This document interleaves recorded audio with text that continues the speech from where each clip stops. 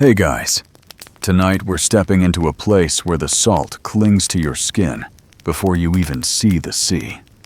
The gulls wheel overhead, their cries sharp against the damp air, and the first thing you notice is the smell. Tarred hemp nets, heavy and pungent, drying on wooden racks along the shore. You probably won't survive this work if you had to do it every day. Your modern office keyboard would seem like a luxury after half an hour of mending thick, wet rope. So, before you get comfortable, take a moment to like the video and subscribe. But only if you genuinely enjoy what I do here. And if you don't mind, post your location and local time below. I always love seeing where you're tuning in from. Now, dim the lights. Maybe turn on a fan for that soft background hum. And let's ease into tonight's journey together. You trudge forward, boots crunching against pebbles, smoothed by centuries of tides. The horizon is smeared in pale gray. That flat northern light that turns every color into a whisper. A fisherman gives you a nod. He's got the kind of face carved by wind and squinting sun. The sort of expressionless greeting that says, "Welcome," and "Get to work" at the same time. The nets are laid out like enormous patchwork quilts. Each one is a puzzle of holes to be mended. The gaps where herring slipped through, the tears left by rocks, or the occasional unlucky seal. Historically, these nets were made of hemp or flax, soaked in tar to resist the rot that salt water encouraged. That tar smell is your constant companion, sharper than any cologne, clinging to your fingers long after the work is done. As you reach down, you notice the tools, wooden netting needles carved smooth by endless use. They're simple but ingenious, holding twine in a way that lets you weave through broken mesh without constantly rethreading. It's a rhythm older than memory. Knot, pull, tighten, knot, pull, tighten. If you mess up, no one yells, but everyone notices. And yes, someone will eventually tease you about the one fat fish who's going to send you a thank you note when it wriggles through your lazy loop.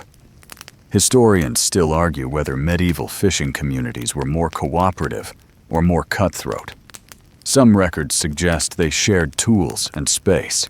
Others hint at brutal fights over access to the best harbors. What no one argues about is how important fish were. By the 13th century, salted herring was feeding whole cities, fueling trade routes, even helping fund wars. And here's a quirky tidbit. Some sailors swore by hanging little dried fish skeletons over their doorways to keep away storms. Imagine explaining to your landlord why you've nailed a fish skull above the entryway. Superstition or not, it tells you just how much the sea dictated daily life. You shift your weight, watching the tide roll closer, slow and inevitable. The gulls shriek as one swoops down and snatches a scrap of something from the stones. The air is damp, heavy, and every sound seems both sharp and muffled at once, as though the sea itself is breathing. The first knot you tie is awkward, fingers stiff. By the second, the motion smooths. By the third, you begin to understand. This isn't just repair, it's ritual. A rhythm of hands and silence, of gossip tucked between stitches, of history carried forward without anyone needing to say a word. The coast has seen it all. Raiders, traders, kings who thought they owned the sea. But the nets, humble and stubborn, are what kept people alive.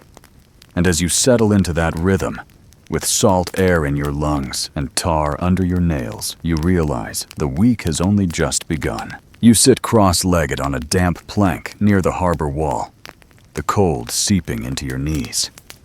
In front of you lies a small bundle of tools, your inheritance for the week. Nothing glamorous, nothing that would impress anyone scrolling through an online shop.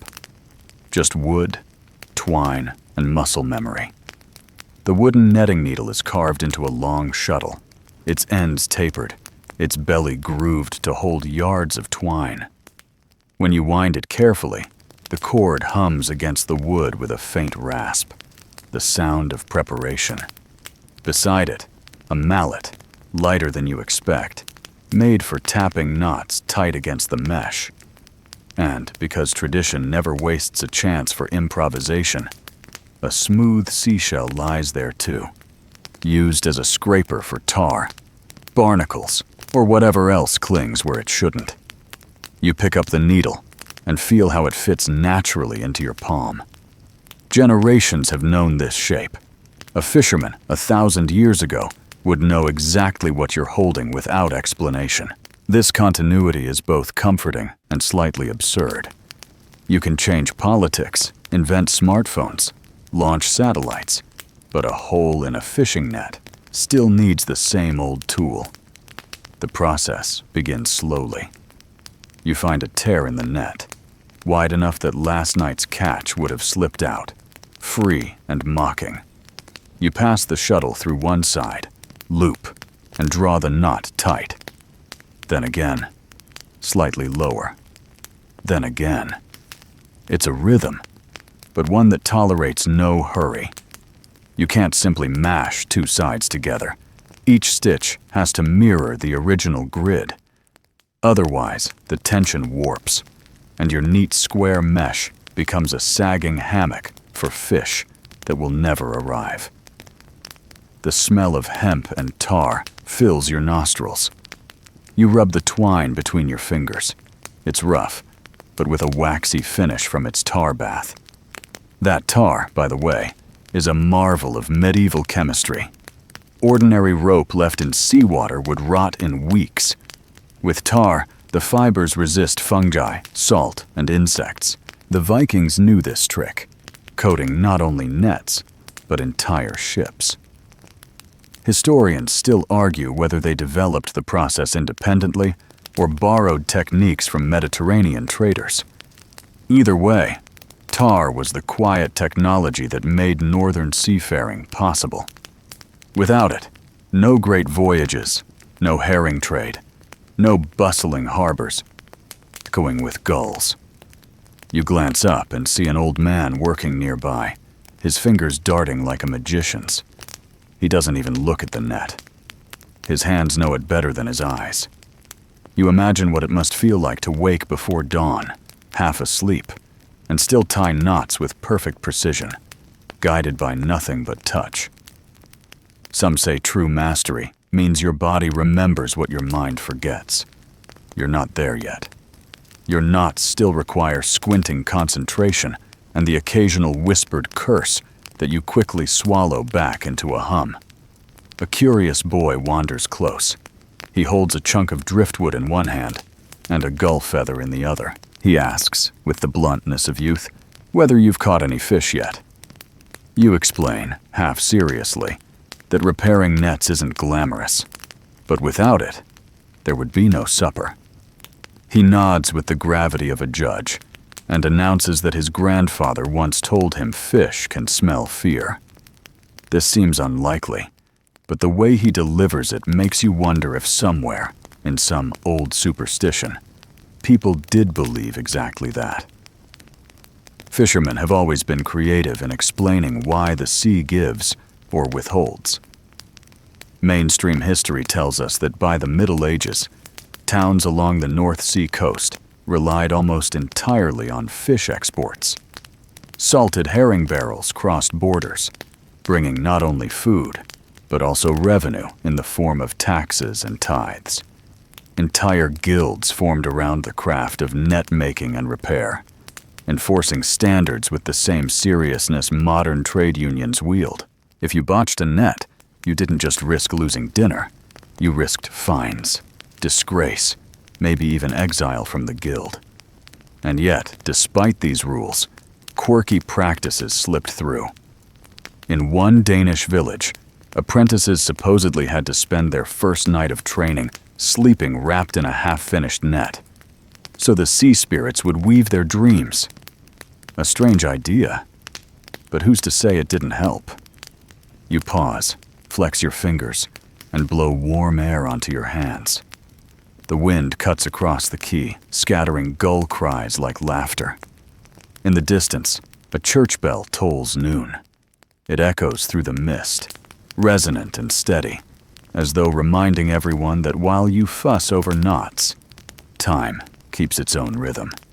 The bell tower itself, built centuries ago, leans just a little. Historians still argue whether the tilt was caused by subsidence in the sandy soil, or simply the sloppy enthusiasm of masons in a hurry. Either way, it has stood long enough to outlast their critics. Returning to the net, you attempt a longer line of repairs. Your needle slides, twine loops, knots tighten. The work is strangely meditative. Each stitch is a tiny promise that tomorrow's catch won't slip away. You can almost hear a faint chant in your head, keeping time. Through, loop, pull.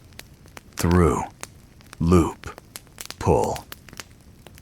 You consider for a moment how this rhythm isn't just personal, it's cultural. Sailors sang sea shanties to pace their hauling. Weavers in Flanders used chants to coordinate their looms. Even farmers plowing fields hummed in time with their oxen. Humans, it seems, have always needed music to tame monotony. Your second joke of the day arrives uninvited. Staring at the repetitive mesh, you think, this is medieval Excel. Endless squares, endless corrections, and the smug satisfaction when everything finally lines up. You half expect someone to walk past and ask you to print a chart of the catch statistics. At least here, you're spared the horror of a crashing spreadsheet. Another hour passes. You've repaired enough holes to see real progress. The net lies smooth, taut, and quietly triumphant. You run your hand over it, proud in a sleepy way. It won't make headlines, but it might make dinner. There's comfort in that modest ambition. Just as you're admiring your handiwork, a fisherman leans over with a grin. He tells you, half joking, that your net looks so strong, a whale might get stuck. You laugh politely, though a little nervously. He insists, though, that once, long ago, a juvenile whale actually swam into a herring net and caused chaos until villagers cut it free. You wake the next morning to the sound of gulls screeching like alarm clocks nobody asked for. The air is damp, heavier than yesterday, and you pull your cloak tighter as you walk toward the harbor. The cobblestones are slick with mist, each step reminding you that good boots were always worth more than a flashy hat in places like this. As you reach the water's edge, you notice how the tide has shifted overnight. Boats lean against their moorings, nets drip from beams, and a cluster of men stand near the quay, muttering about the sky. Morning routines on the North Sea coast are part work, part ritual. Someone always comments on the color of the clouds. If they're streaked red, a fisherman declares storms by evening. If they're pale and thin, someone else swears the wind will be kind. Historians still argue whether medieval weather lore was mostly guesswork, or whether these coastal observers genuinely read the skies better than modern forecasts. Judging by how often you've seen fishermen carry on despite warnings, you suspect it was half wisdom, half stubbornness. You join the group, trying to look as though you belong. The chatter is lively but clipped. Words carried on the wind disappear almost as soon as they're spoken. A man gnaws on a piece of salted fish for breakfast, offering you a strip. It tastes like chewing on the ocean itself, briny and tough, but it fills your stomach. Another fellow slaps your shoulder and says you should eat double portions today because the sea eats more than you do. Not exactly comforting, but at least it counts as camaraderie. Soon, someone drags out a barrel of twine, sets it in the middle of the circle, and everyone dips in for their share. The twine smells faintly of flax, spun thin but strong. Mainstream history tells us that flax cultivation in Northern Europe was as important for nets as it was for linen clothing. Entire fields of pale blue flowers waved in the summer winds, just to end up in rope and mesh. The monks kept records of flax yields, and taxes were often levied not in coin, but in bales of fiber. You picture an exasperated tax collector sighing over stacks of rope instead of shiny coins. A quirky tidbit sneaks into the conversation when one man insists that tying a knot before sunrise makes it stronger, while knots tied after breakfast come undone quicker. His neighbor scoffs, saying that's nonsense, but the first man insists his grandfather proved it by tying 2 nets on the same day and watching one fail during a catch. You nod politely, pretending to weigh the evidence. Deep down, you think maybe the real problem was a lazy apprentice who cut corners before his bread cooled. Still, the superstition lingers, as sticky as tar on rope. The work begins. You kneel by a net stretched across wooden stakes, feeling the morning dew dampen your fingers. The rhythm returns. Through, loop, pull. It's early, but your hands move easier than yesterday. Maybe the knots themselves have started teaching you, one mistake at a time. The group works in companionable silence, broken by the occasional grunt or laugh. Somewhere, a dog barks, echoing against the stone walls. One man starts humming a tune. It's low and rough, not quite a song, more like a memory of one. Soon, another voice joins, then another. Before long, you're surrounded by a slow shanty about lost ships and patient wives. The verses don't match. Some are invented on the spot. But the rhythm is steady, guiding your hands as much as your ears. The gulls shriek overhead, but here, among the knots and voices, their noise softens into background music. You focus on the weave, noting how each square of the net resembles the lattice of a window. A thought occurs. Maybe nets are just windows for fish, only crueler. You chuckle quietly at your own joke, earning a curious glance from the boy with the driftwood feather from yesterday. He raises an eyebrow, and you mutter that you're just talking to the fish. He seems satisfied. A bell rings again from the church tower, marking mid-morning. People stretch their backs, roll their shoulders, and take swigs from leather flasks. You're offered one, and the liquid inside burns like it was brewed from fire itself. You cough, eyes watering, while the group roars with laughter. They tell you it's a local ale, thick and smoky, meant to wake the bones. You're not convinced it hasn't shaved years off your life. Still, you nod in gratitude, because refusing might mark you as delicate, and delicate people don't last long here. By now, your hands are sore, fingertips raw from hemp and twine. You look around and notice others bear the same marks. One old woman holds her palm up to show you calluses thick enough to rival leather. She grins, saying those are her rings of marriage to the sea. You laugh, though her words settle somewhere deeper, reminding you this work is not a pastime, but a bond, a contract with survival itself. Historians still argue whether these communities thrived because of cooperation or in spite of constant rivalries. Some accounts paint idyllic pictures of shared labor. Others reveal bitter disputes over fishing grounds. What seems clear is that every morning looked like this: people gathering, patching, gossiping, grumbling, but ultimately weaving survival together, one knot at a time. You pause to rest your eyes, letting them wander to the horizon. A thin line of sun breaks through the clouds, turning the sea silver for just a moment. The boats bob gently, ropes creaking in harmony. You breathe deeply, filling your lungs with air that tastes of salt, tar, and faint hope. The boy with the feather pipes up again, asking if fish sleep. Someone mutters, only when we let them. Whereas another insists that fish never close their eyes, which sounds sinister if you think about it too long. A scholarly debate might rage in universities about circadian rhythms of marine animals, but here, on the quay, the conclusion is simple. Fish are always awake, and therefore you must always be cleverer. You return to the net, determined to outwit creatures who, frankly, don't even know they're in the middle of an economic empire. The irony isn't lost on you. Entire kingdoms depend on fish that never signed up for taxation.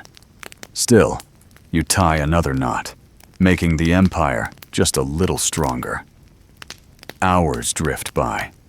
The rhythm dulls thought into calmness. Even the gulls' shrieks now feel like company rather than intrusion. Your fingers ache, your back complains, but your mind has softened into that rare state between waking and dreaming.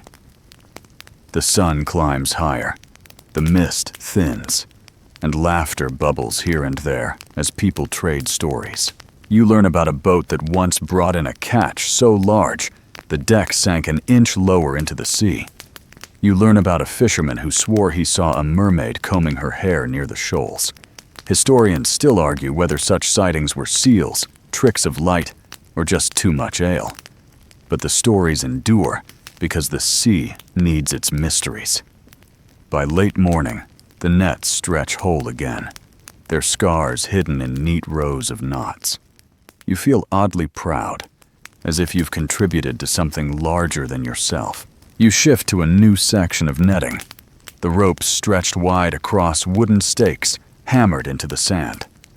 The sun has climbed higher now, turning the mist into a pale haze that clings to your hair and eyelashes. Around you, conversation flickers like sparks, short, sharp bursts between workers bent over their repairs. It is here, in the rhythm of knots and twine, that gossip thrives. Every loop carries a story. You overhear one man whisper about a neighbor who swore he caught sight of a sea serpent last week, slithering along the waves near dusk. Another woman scoffs, saying the only serpent in the harbor is the coiled rope she tripped over yesterday. Yet the tale persists, weaving itself into knots just as surely as the twine in your hands. Historians still argue whether such medieval sea serpent sightings were exaggerations of whales, giant squids, or merely fishermen too proud to admit they mistook a drifting log for a monster. Either way, gossip keeps the labor alive, and your ears can't help but follow the threads. Your fingers ache as you tie another knot, pulling the needle through and snugging it tight. The wood warms slightly in your hand, though it is worn smooth with age. The boy with the feather wanders by again, this time balancing on a beam, and tells you with complete seriousness that if you drop your needle into the sea, you must spit 3 times before retrieving it. Otherwise, the fish will laugh at you. You nearly drop it just from the distraction, but manage to hold on. A light chuckle escapes your lips, half because the superstition is absurd, half because you know you'll probably follow it if the accident ever happens. Knot after knot, the stories keep pace. Someone recalls a cousin who swore he saw coins shining in the sand after a storm. Washed up treasure from a wreck, perhaps. Another insists it was just broken shells. But still, the cousin pocketed them. The group laughs and wonders aloud if those shells are still rattling in a chest somewhere, presented to grandchildren as pirate loot. Mainstream history tells us that shipwrecks were indeed common along this treacherous coast. Records show that entire fleets sometimes disappeared, leaving behind only driftwood, barrels, and speculation. Wreck laws varied from town to town. Some communities claimed all goods as property of the local lord, while others believed salvaged cargo belonged to whoever hauled it ashore first. The debates grew fierce, sometimes violent, and councils were called to settle disputes. It seems human nature has always been quick to argue when silver might be hidden in the sand.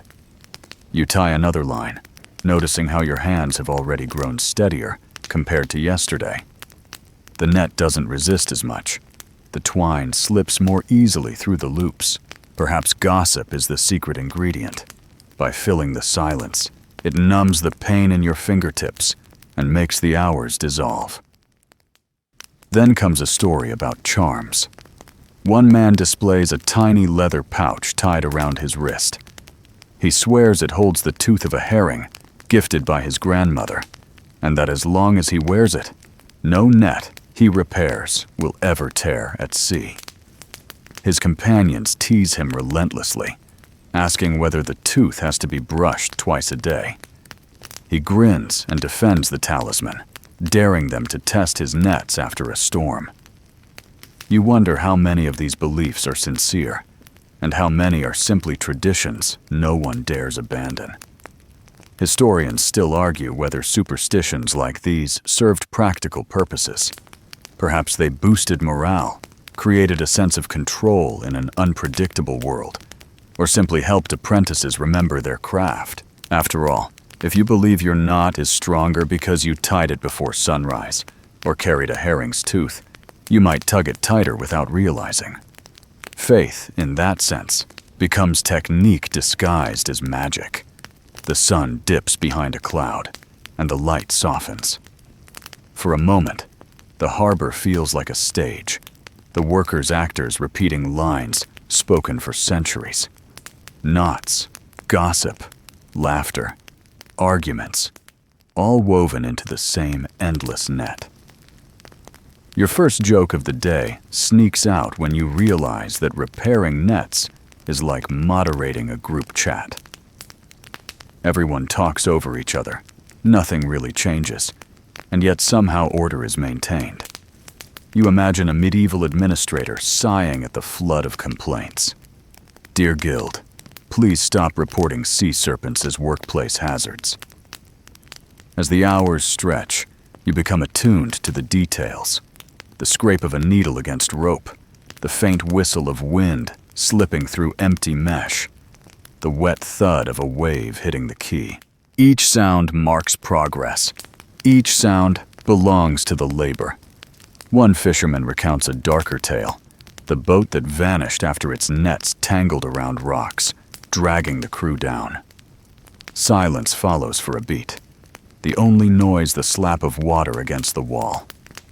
Then someone clears his throat and insists the crew probably just ran off to join another port, embarrassed at their poor luck. No one fully believes him, but the laughter resumes anyway. Even grim stories are softened by humor when hands are busy with knots. You pause to flex your fingers, staring at the net stretched before you. Each square feels like a window, each knot a nail in the frame.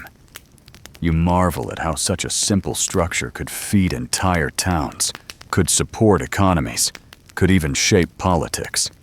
Salted fish wasn't just food. It was wealth, diplomacy, sometimes even ransom. A handful of knots might stand between prosperity and hunger. The boy balances closer, holding out his feather like a sword. He demands to know if you've fixed enough net to catch a sea serpent yet. You reply that your knots are only strong enough for cod, but if he brings you another feather tomorrow, you might upgrade to dragons. He nods solemnly, as if considering the bargain. Your second joke arrives as you imagine the guild's official inspection report. Net deemed insufficient for serpent capture. Recommend additional training. Also, please stop feeding feathers to apprentices. The clouds shift again, revealing the sun's pale warmth. The workers wipe sweat from their brows, roll their shoulders, and stretch their legs. Some wander off to fetch water. Others remain, too absorbed in their knots to pause. You realize that in this community, gossip and work are inseparable. The threads of story hold the people together as tightly as the twine binds the nets. Mainstream history notes that oral tradition played a crucial role in medieval life. Without books for most people, knowledge, warnings, and humor all traveled by word of mouth. The harbor then wasn't just a workplace, but a library of sorts, filled with stories, cataloged in laughter and whispers. Historians still argue whether fishermen exaggerated deliberately to entertain, or whether the monotony of labor simply bred fertile imaginations. Either way, truth and fiction are impossible to You sit back against the stone wall of the harbor, stretching your legs toward the damp cobbles. The morning's work has stiffened your fingers, and your shoulders ache, as though they've been quietly lifting weights all on their own. Lunch is no feast, but it is relief. Someone passes you a wooden plate with coarse bread, rough on the tongue, its crust baked nearly to stone. Beside it lies a small pile of salted herring, glistening silver and smelling unapologetically of the sea. You tear into it, each bite sharp, briny, and just this side of too much. Hunger makes everything taste better, though, and soon you find the rhythm of chewing to be as steady as knotting nets. The workers sit in a half circle, hunched against the wall where the wind is kinder. Conversation resumes, as inevitable as the tide. A man boasts about his grandfather, who once ate 20 herrings in a single sitting, bones and all.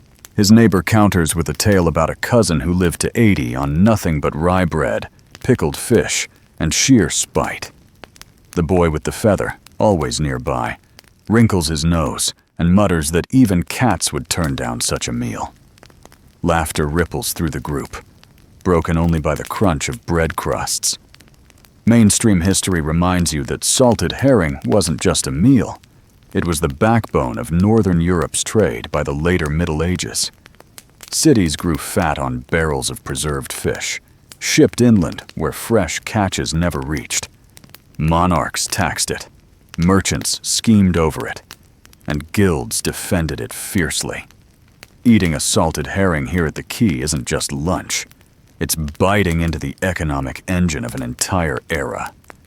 A quirky tidbit emerges from one of the older men, who swears that Vikings salted their fish with kelp ash mixed into the brine, claiming it gave the flesh a smoky sweetness. Another insists that's nonsense, saying ash only made the fish gritty. Historians still argue whether those techniques were regional experiments or just fishermen's bravado. But the possibility lingers in your mouth as you chew your undeniably gritty herring. The air grows warmer as clouds break, and the sea takes on a sharper sparkle. You lean back, letting your head rest against the stones. The gulls gather, drawn by the smell of lunch. One bold bird struts closer, eyeing your plate. You wave it away lazily, though part of you wonders if feeding it would earn goodwill or just more gulls. The boy insists gulls can carry messages if you bribe them with enough fish. You ask him to prove it, but he only shrugs and flicks crumbs toward the birds, who swarm instantly. You decide you've witnessed proof enough. Biting into another strip of herring, you wonder how anyone ate this daily without complaint. But then again, the salt preserves more than fish. It preserves survival. Without it, winter would starve whole towns. Salted fish could travel inland, feeding farmers far from the coast. It could be stored for months, even years, ensuring armies marched with full bellies. No wonder entire wars were funded by herring fleets. You glance down at your hands, still sticky with tar and twine dust, now flecked with fish oil. It is a strange recipe for permanence. Salt, tar, and labor. Together, they hold communities upright, much as bread and water hold the body. A fisherman next to you breaks into a story, claiming that long ago a priest declared eating fish on Fridays was not only holy, but mandatory, sparking outrage among cattle farmers. He leans in, whispering that the cows themselves rebelled by producing sour milk. The group roars with laughter at the absurdity. You imagine monks scribbling furiously in their ledgers. Cause of sourness. Bovine protest. Historians still argue whether the spread of meatless Fridays across Europe was a religious push for discipline or a clever way to boost fish markets. Either way, faith and commerce swam in the same barrel. Every bite of herring was a prayer and a profit.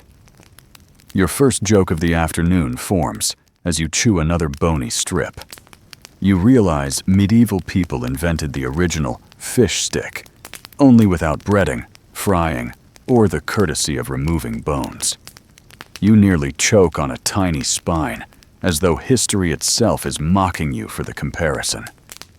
The bread, though rough, offers balance. Its grainy bite cleanses the salt, reminding you of the fields inland where rye swayed under pale northern skies. Farmers, fishermen, and traders all tangled in the same net, each dependent on the other. Without farmers, no bread. Without fishermen, no herring. Without traders, no markets. Your lunch is a quiet treaty between land and sea. The boy waves his feather dramatically, declaring he will one day invent a new meal: bread and seagull. Everyone groans, telling him that gulls taste worse than rotten boots. He grins anyway, proud of the reaction. You suspect this is the real point, not to propose delicacies, but to stir laughter, to break the monotony. You lean back, eyes half closed, feeling the warmth of the sun on your cheeks. The conversations drift like the tide, slow, steady, inevitable. Someone recounts a storm where barrels of herring rolled across the quay, bursting open and feeding stray dogs for weeks. Another swears that once during Lent, a clever man sold herring disguised as lamb by skewering it with rosemary twigs. The women cackle, insisting no one with a tongue could be fooled.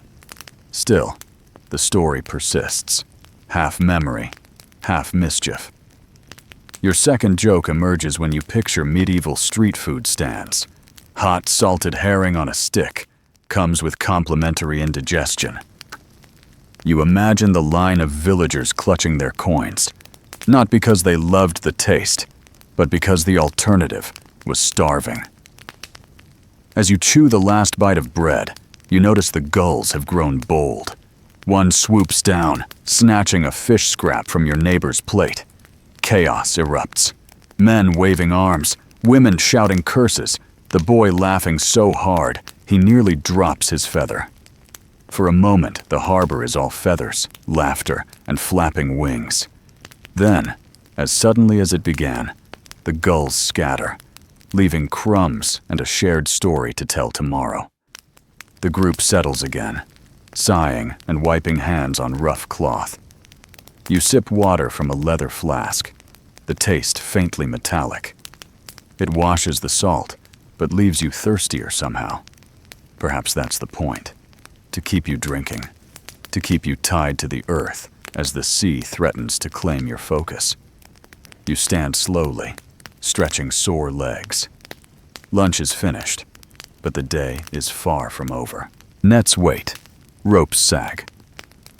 Boats rock gently, urging you back to work. The tide has risen slightly, tapping against the stones like an impatient guest. Historians still argue whether coastal communities dined together out of necessity or preference. Some say meals were communal to share scarce resources. Others claim it was a practical way to keep gossip centralized. Either way, sitting shoulder to shoulder, eating the same food, you sense how tightly these people are bound.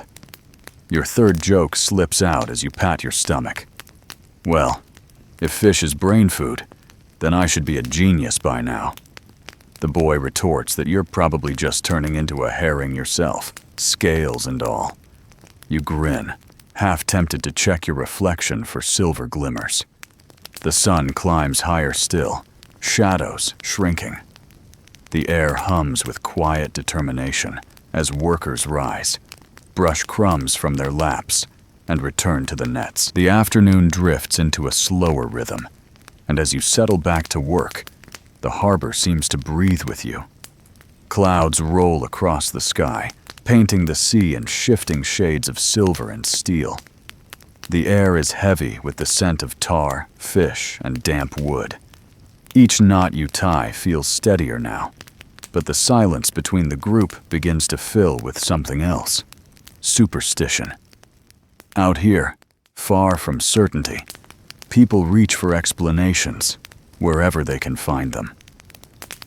The old man with the leather pouch tied around his wrist taps it gently, whispering words you can't quite catch.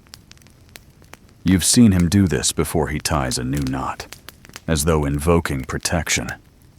He claims it contains a shell from the first fish his father ever caught. He believes the shell holds power, that no storm can undo what his hands have woven when the charm rests against his pulse. The younger men snicker quietly, but none dare mock him openly. You wonder if even they tie their own charms in secret, hidden from teasing eyes.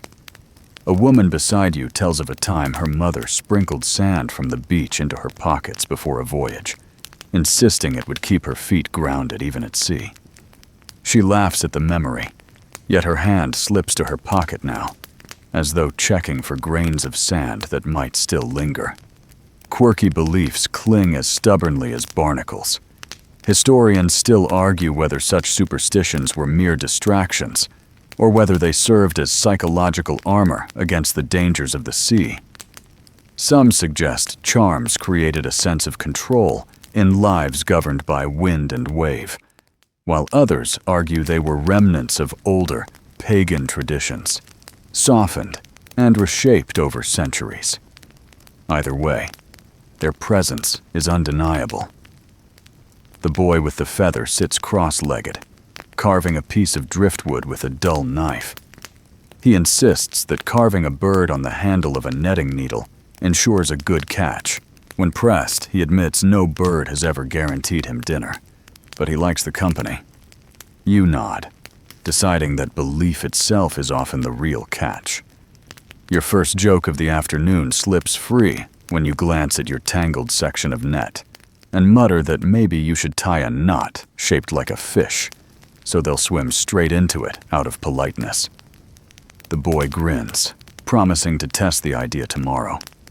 You suspect that if the sea spirits have a sense of humor, they'll send you nothing but boots and driftwood.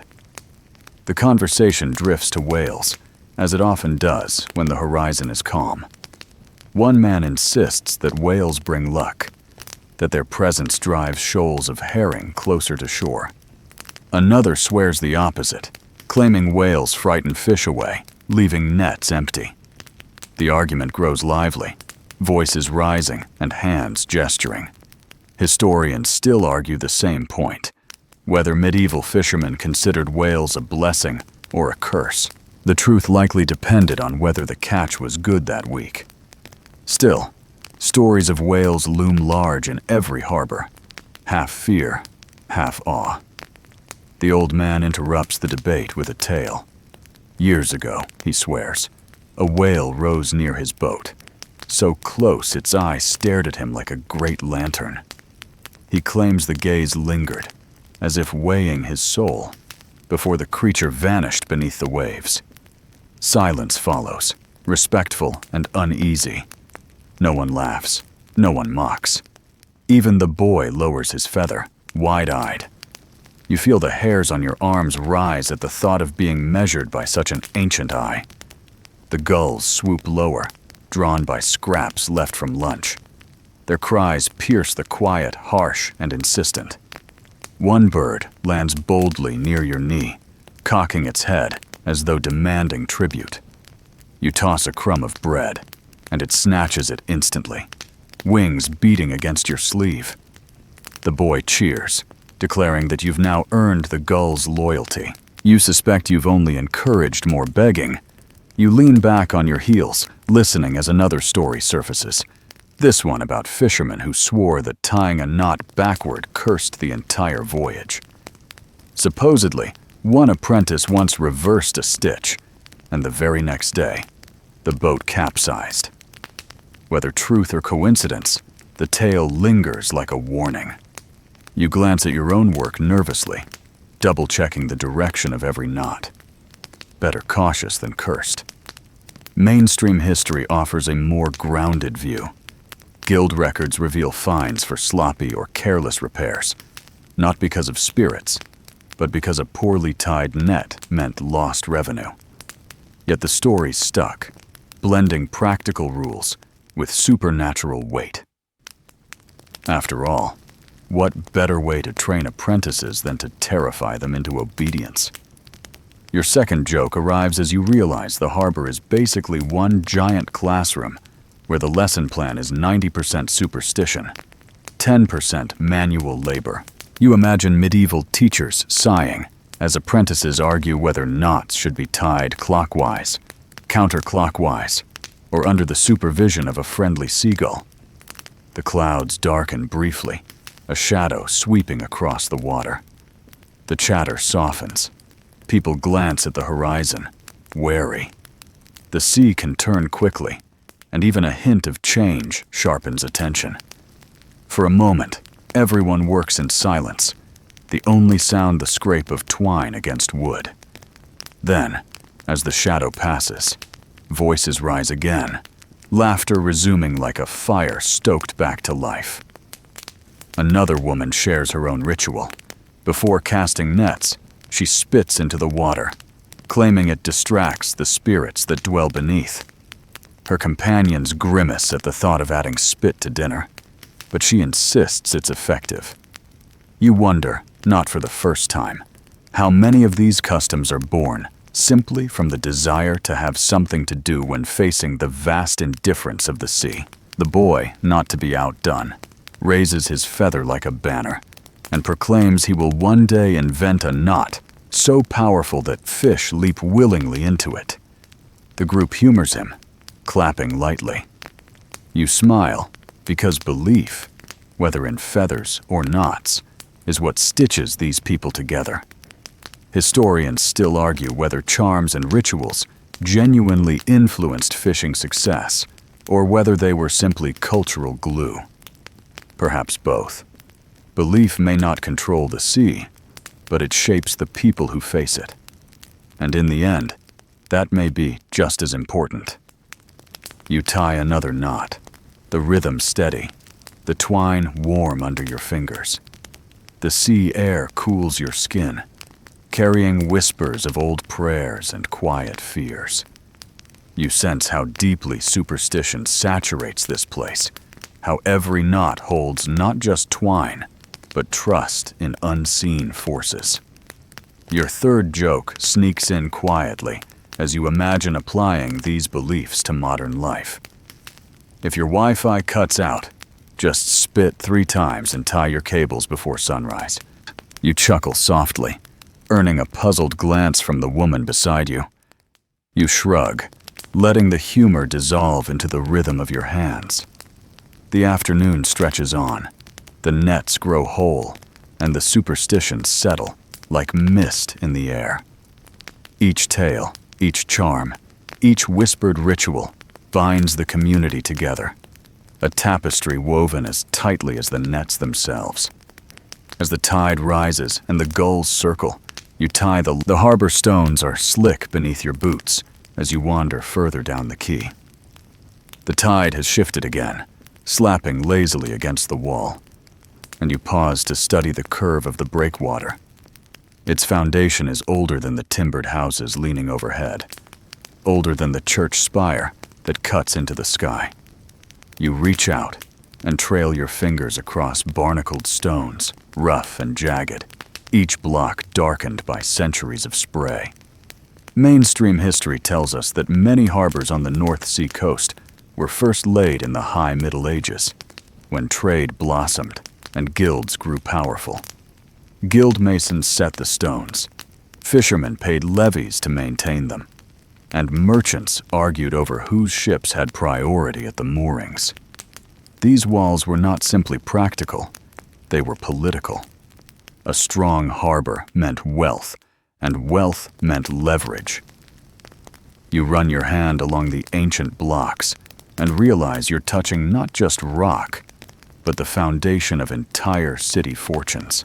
Yet, as with most things, not everything is clear.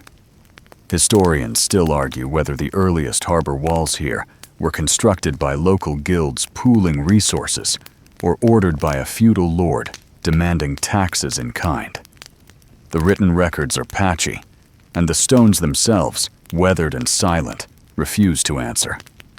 You picture guild masters in heated debate, parchment unrolling, seals pressed in wax, while out here, gulls laughed at the noise and waves smacked indifferently against the walls. The boy with the feather trails behind you, hopping from stone to stone. He insists that the barnacles clinging to the stones are older than any fisherman, that they whisper secrets if you put your ear close enough. You humor him, pressing your head to the cold wall. All you hear is the sea sighing, yet for a moment, you imagine the barnacles humming about storms past and anchors lost. You glance up at the wooden cranes that jut out from the pier. Their timbers are blackened with tar, ropes creaking in the wind. Once, these cranes hauled barrels of salted herring into merchant ships bound for distant markets. You imagine the bustling noise, men shouting, carts rattling, gulls diving greedily. Now, in this moment of quiet, only the echoes remain. A fisherman nearby gestures toward the stones, telling you the harbor is said to rest on the bones of a drowned saint. He swears that centuries ago, a holy man washed ashore after a storm, and the townsfolk built their quay over him for protection. Whether he is serious or joking, you can't tell. But the idea lingers. That stone and faith could be mortared together to hold back the sea.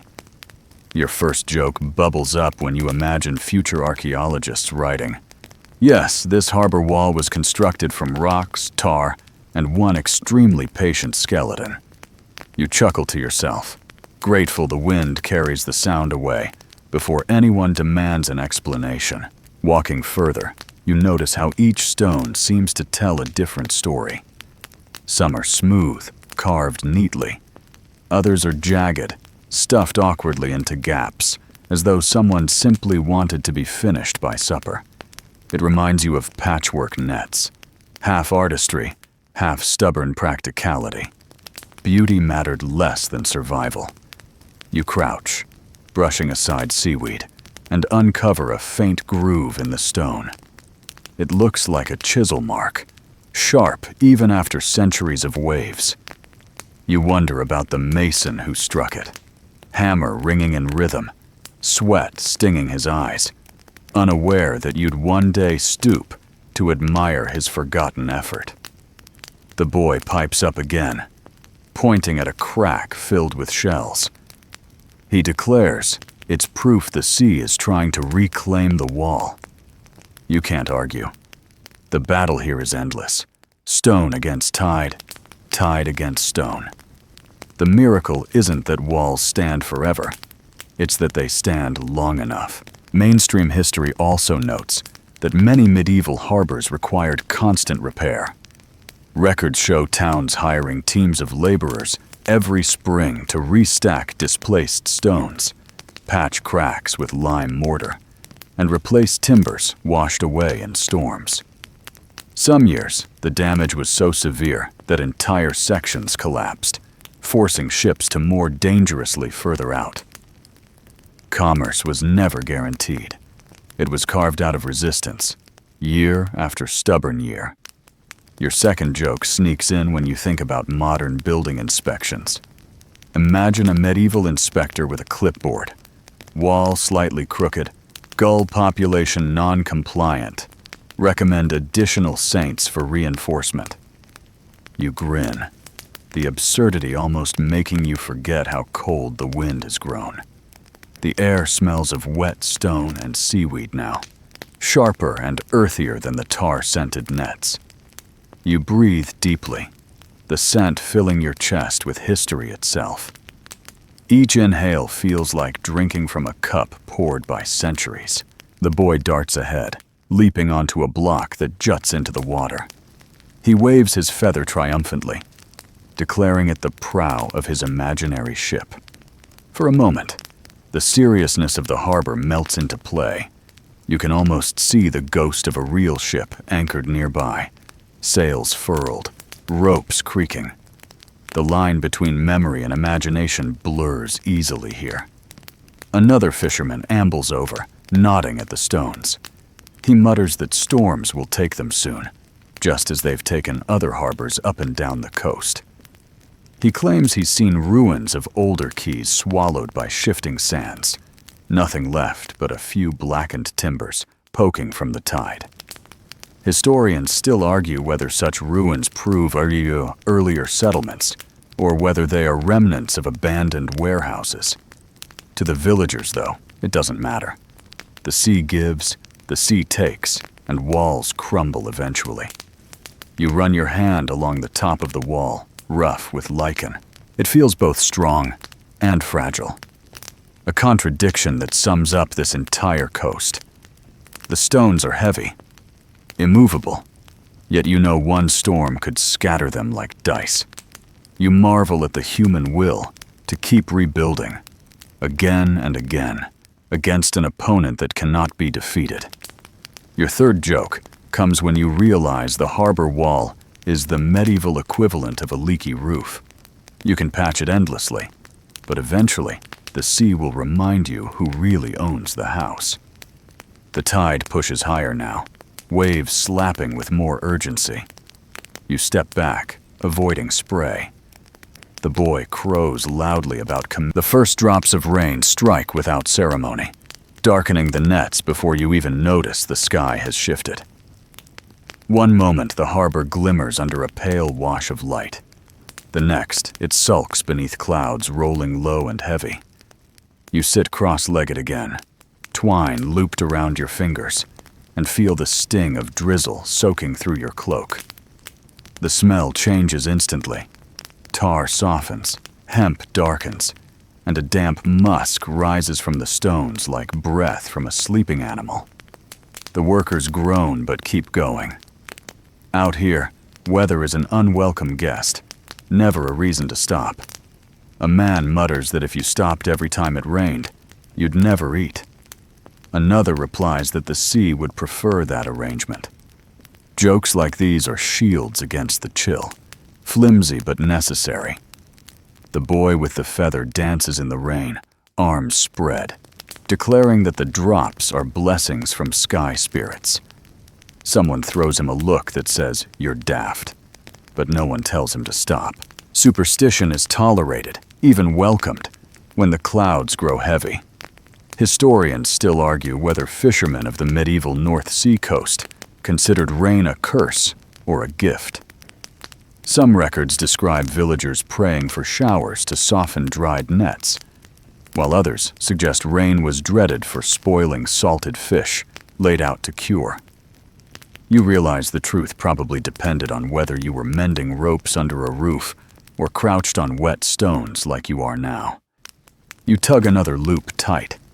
The twine resists more when damp, swollen with water. Your hands slip. Your fingers sting. You wipe them on your cloak, though the fabric is as wet as the twine itself. The smell clings stubbornly, sharper now, like smoke mixed with brine.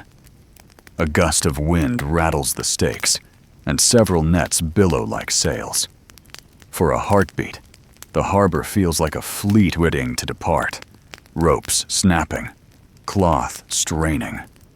You almost expect the stones themselves to lurch forward into the sea. The boy insists the storm will pass quickly because his feather points west, not east. He waves it around like a compass. A woman snorts, saying feathers point wherever the wind tells them. Still, she smiles at him, and perhaps that's the point. Your first joke of the afternoon arrives when you mutter that your net looks less like a fishing tool and more like a very disappointing umbrella. The man beside you chuckles, then shifts the net overhead for a moment, pretending to test the idea. Water drips through instantly, proving the design hopeless. At least the laughter distracts from the chill. Mainstream history reminds you that coastal life relied on working through weather. Farmers inland could huddle inside barns during storms, but fishermen had no such luxury. Nets rotted if left damp too long, boats decayed without constant tar, and storms often arrived faster than anyone could retreat. Rain wasn't an obstacle. It was an element of daily rhythm, endured rather than avoided. A second superstition surfaces. One woman warns that if you let a knot slip in the rain, the sea spirits mark you for clumsiness, ensuring tomorrow's catch escapes. She spits sideways, a gesture of dismissal, and pulls her twine tighter. You mirror her motion instinctively, half amused at yourself. Belief has a way of creeping in while you aren't looking. The drizzle thickens into real rain, striking harder against your hood. The sound on the nets is hypnotic. Hundreds of tiny drums beating in uneven rhythm. Each drop seems to echo in your chest, lulling thought into stillness. Even the gulls retreat to higher beams, feathers slicked down, voices quiet for once. Historians still argue whether gull populations along medieval harbors were tolerated or despised. Some evidence suggests fishermen welcomed them as scavengers to clean scraps. Others, that they were cursed for stealing fish. Watching them now, silent and soaked, you decide even gulls deserve pity when storms roll in. You tie another knot, tugging harder to fight the slickness. The twine cuts into your fingers, and you blow on them, warm breath mixing with the cool rain. Pain sharpens focus. You notice how the damp twine smells faintly sweet when rubbed, as if the rain has coaxed something hidden from the fibers. Perhaps even materials have secret lives that only storms reveal. The boy crouches beside you, holding his feather like a candle, though it drips sadly. He insists the feather keeps the rain from making knots slip. You ask him if it's working, and he nods fiercely, though his netting looks no better than yesterday. You admire his certainty. Your second joke appears when you realize everyone here is wet, miserable, and silently pretending not to be. You think, this must be the medieval version of a corporate team-building retreat, mandatory suffering in bad weather.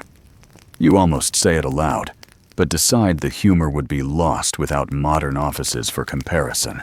Still, you chuckle quietly to yourself. The harbor transforms under rain. The stones darken, the air thickens, and everything gleams as though newly painted.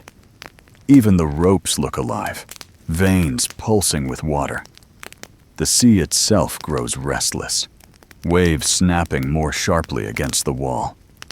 You feel small beneath the shifting sky, your labor a fragile answer to an enormous world. Another story surfaces. An elder recalls how, years ago, lightning struck a mast in the harbor. Splinters flew, men leapt into the water, and one claimed he saw the Virgin's face in the smoke. To this day, he swears his hair never grew back where the sparks touched. The group half laughs, half shudders, uncertain whether to treat the tale as miracle or warning.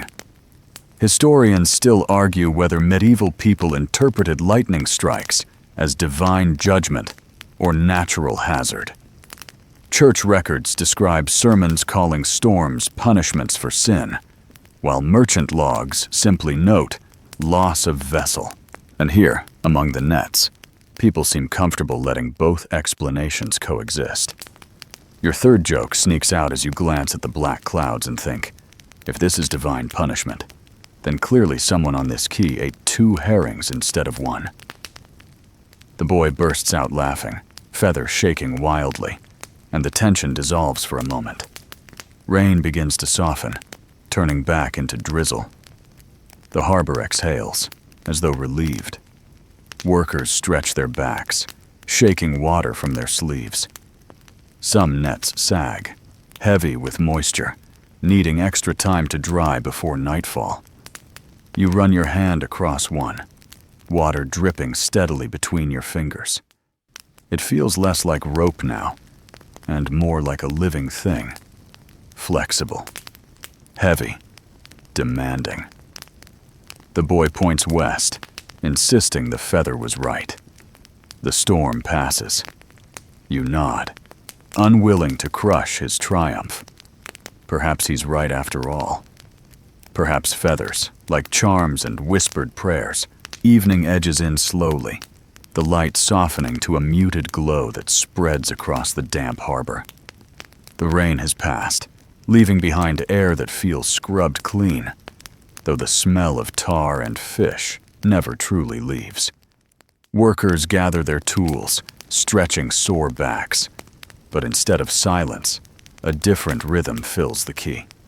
Songs, not the polished kind you'd hear in a cathedral, but rough-hewn chants that belong more to the sea than to men. It begins with a single voice, low and steady, carrying words you don't recognize but understand in feeling. Soon another joins, then another, until the sound swells, overlapping, imperfect, yet strangely soothing. These are not rehearsed performances. They are practical tools. Songs guide the rhythm of hauling ropes, mending nets, or simply enduring monotony. Mainstream history tells us such shanties helped coordinate labor, each verse a signal for when to pull, when to pause, when to breathe. In the absence of clocks or whistles, music became management. The tune wobbles as a younger man invents a verse about gulls stealing his breakfast. Laughter breaks the solemnity, but the group picks up the chorus anyway. Humor, after all, is as essential as melody. You hum along softly, surprised at how easily the cadence settles into your body. The repetition, the rise and fall. It feels like breathing, like rocking on the waves themselves. The boy with the feather sits cross-legged near you, drumming his knees in time. He shouts a nonsense verse about a fish that begged not to be eaten. His delivery is so serious that the group roars with laughter, nearly losing the thread of the song. You catch yourself smiling, grateful for the break from labor's quiet weight. Historians still argue whether the lyrics of these shanties preserved real history or simply entertained. Some claim verses about lost ships or great storms served as oral records, while others insist they were exaggerated tales designed to keep morale afloat. Perhaps both are true. When you live by the sea, every story becomes both memory and metaphor. Your first joke of the evening emerges as you realize the songs are basically medieval podcasts, long, rambling, and occasionally interrupted by ads in the form of jokes about herrings. You almost laugh aloud at the thought of someone beginning, "This shanty is brought to you by St. Olaf's blessed salt barrels." As the voices weave together, you notice how the sound interacts with the space. The stone walls of the harbor throw back echoes, layering the song until it feels fuller than the small group producing it.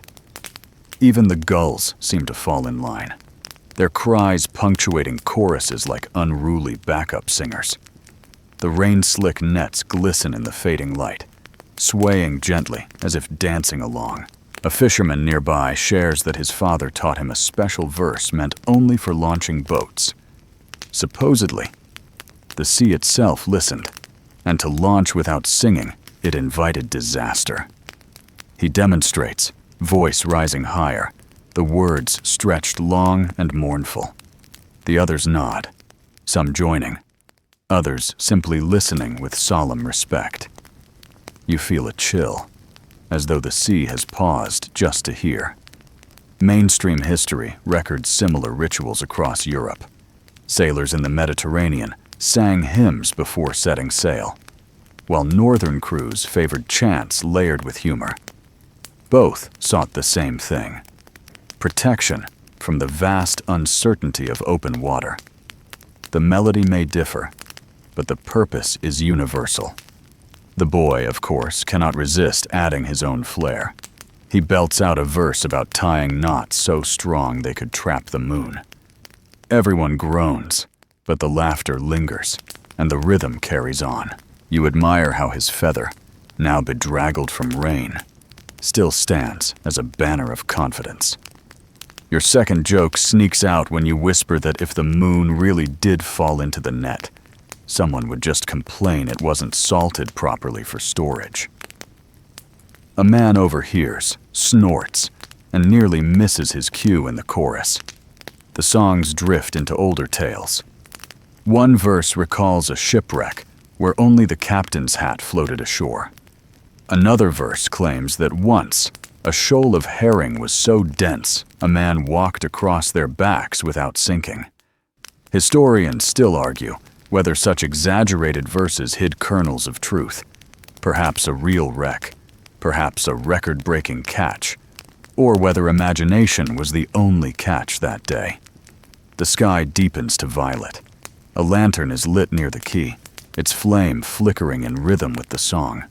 Shadows stretch across the stones, and the group's voices grow softer, slower. What began as work songs fade into lullabies for the sea itself. You sense that the music is not just for the fishermen, but for the harbor, the boats, even the nets. An offering of sound in exchange for safety. Your third joke comes silently when you imagine a fish listening underwater, tapping its fin in time, muttering, "Not this verse again." The thought nearly derails your humming, but you recover, blending back into the chorus. As the final song trails off, a hush falls over the quay. The workers smile faintly, some wiping hands on damp trousers, others leaning back with tired satisfaction. The boy declares triumphantly that his verse about the moon was the best, though no one agrees. Still, he beams, as though the sea itself applauded him. You sit quietly, letting the echoes linger in your chest. The gulls return to their shrieking, but even they sound softer after the harmony. The air feels thicker now, filled with both exhaustion and calm. Historians still argue whether these communal songs were spontaneous or structured, whether apprentices memorized verses as part of training or simply learned by osmosis. What is clear, though, is that music stitched communities as firmly as knots stitched nets. Words carried across water, holding people together when ropes and stones could not. The lantern flickers again, its light pooling across wet cobbles.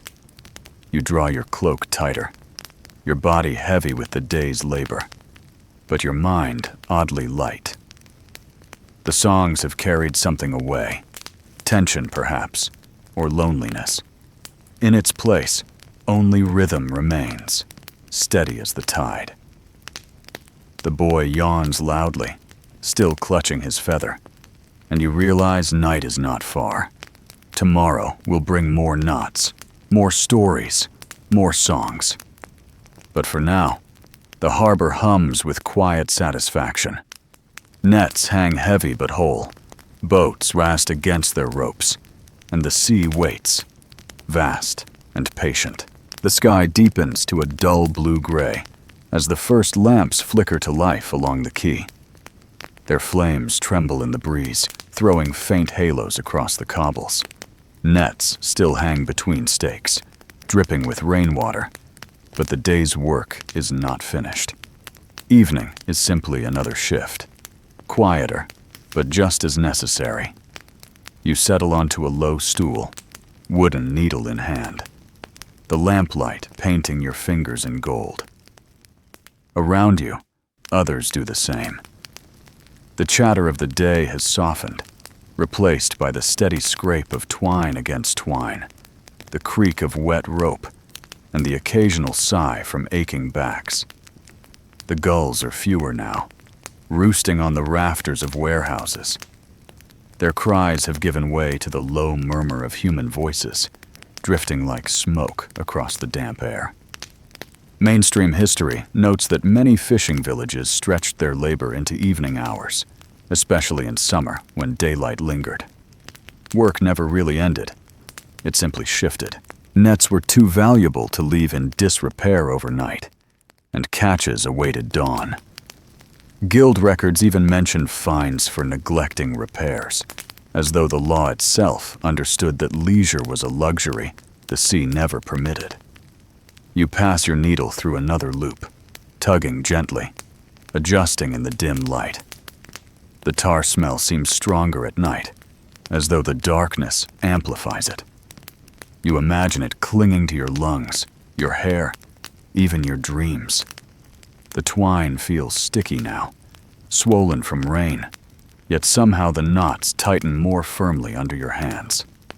The boy with the feather has returned, though his eyes droop with fatigue. He insists on helping, but his small knots look more like snarls than stitches. A woman pats his shoulder kindly, telling him even bad knots keep the fish amused. He brightens instantly, determined to keep at it. You smile, reminded that sometimes encouragement matters more than accuracy.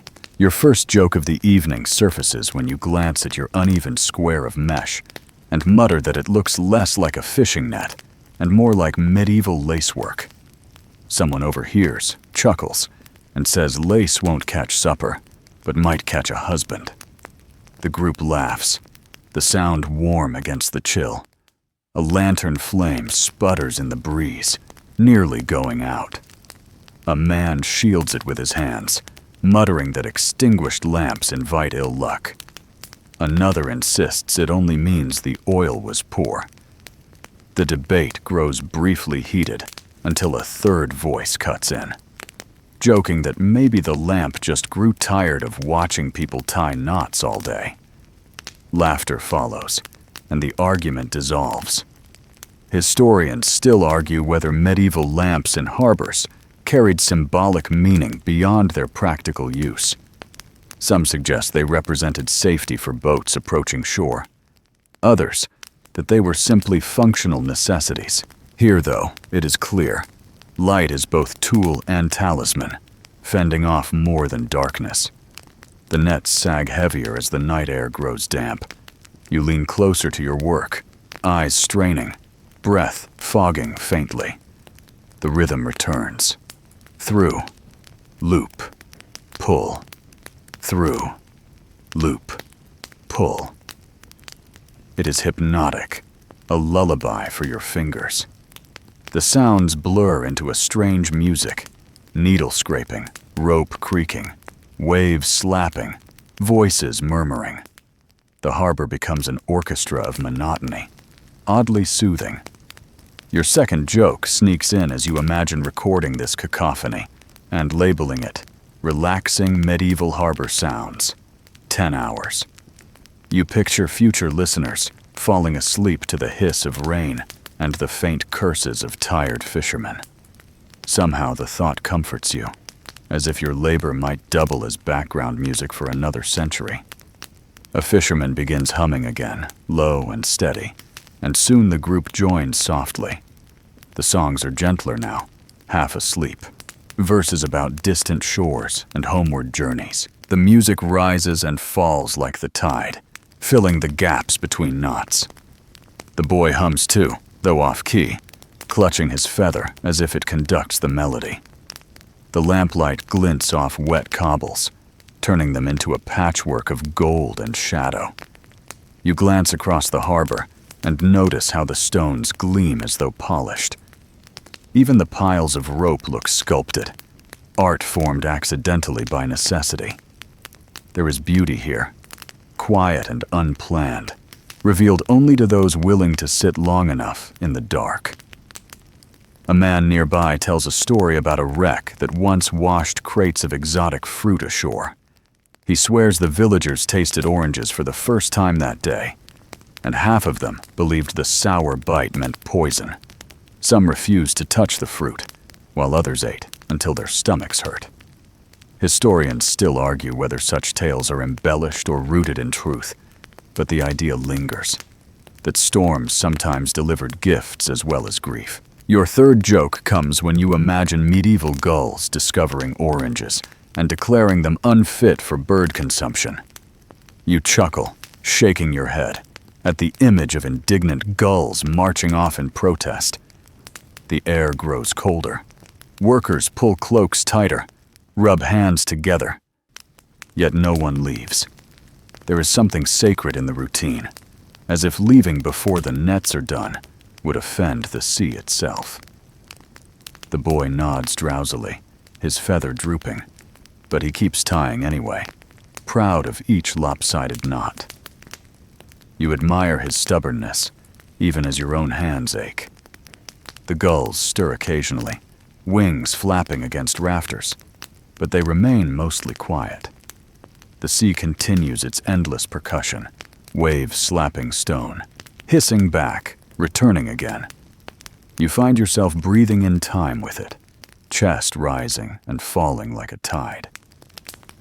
Historians still argue whether fishing communities embraced such evening labors willingly or resented them. Some records suggest pride and diligence.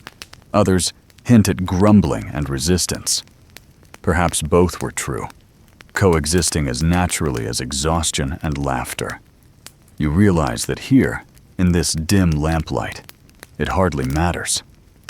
What matters is that the nets will be ready, that tomorrow the boats can sail without fear of losing the catch.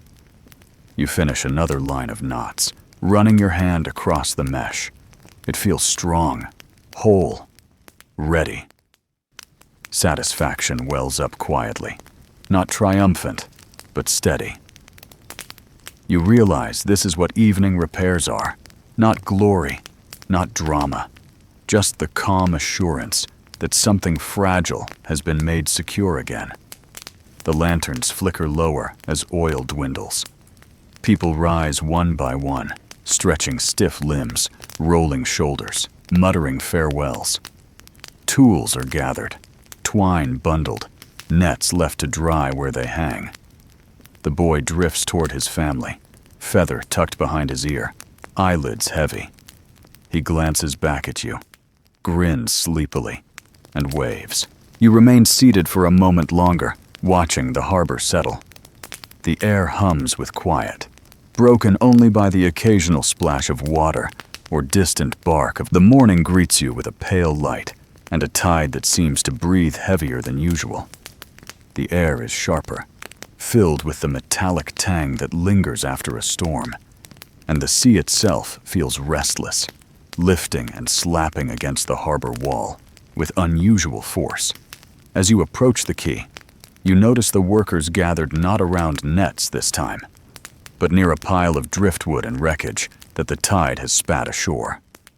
Broken planks, a splintered mast, and the ghostly curve of a barrel rim lie scattered like bones. Shipwrecks are not rare here. Mainstream history confirms that the North Sea's shallows, sandbanks, and unpredictable storms claimed countless vessels. Records from coastal towns list wrecks almost casually, as if the sea simply collected its toll, like a landlord gathering rent. Some ships went down under storms so fierce that survivors swore the waves rose higher than towers, while others disappeared under skies that seemed calm until the horizon split in fury.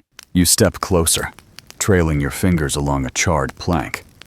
The smell of salt and soot clings to it. Someone mutters that wrecks always wash in threes. If this is the first, 2 more are bound to follow.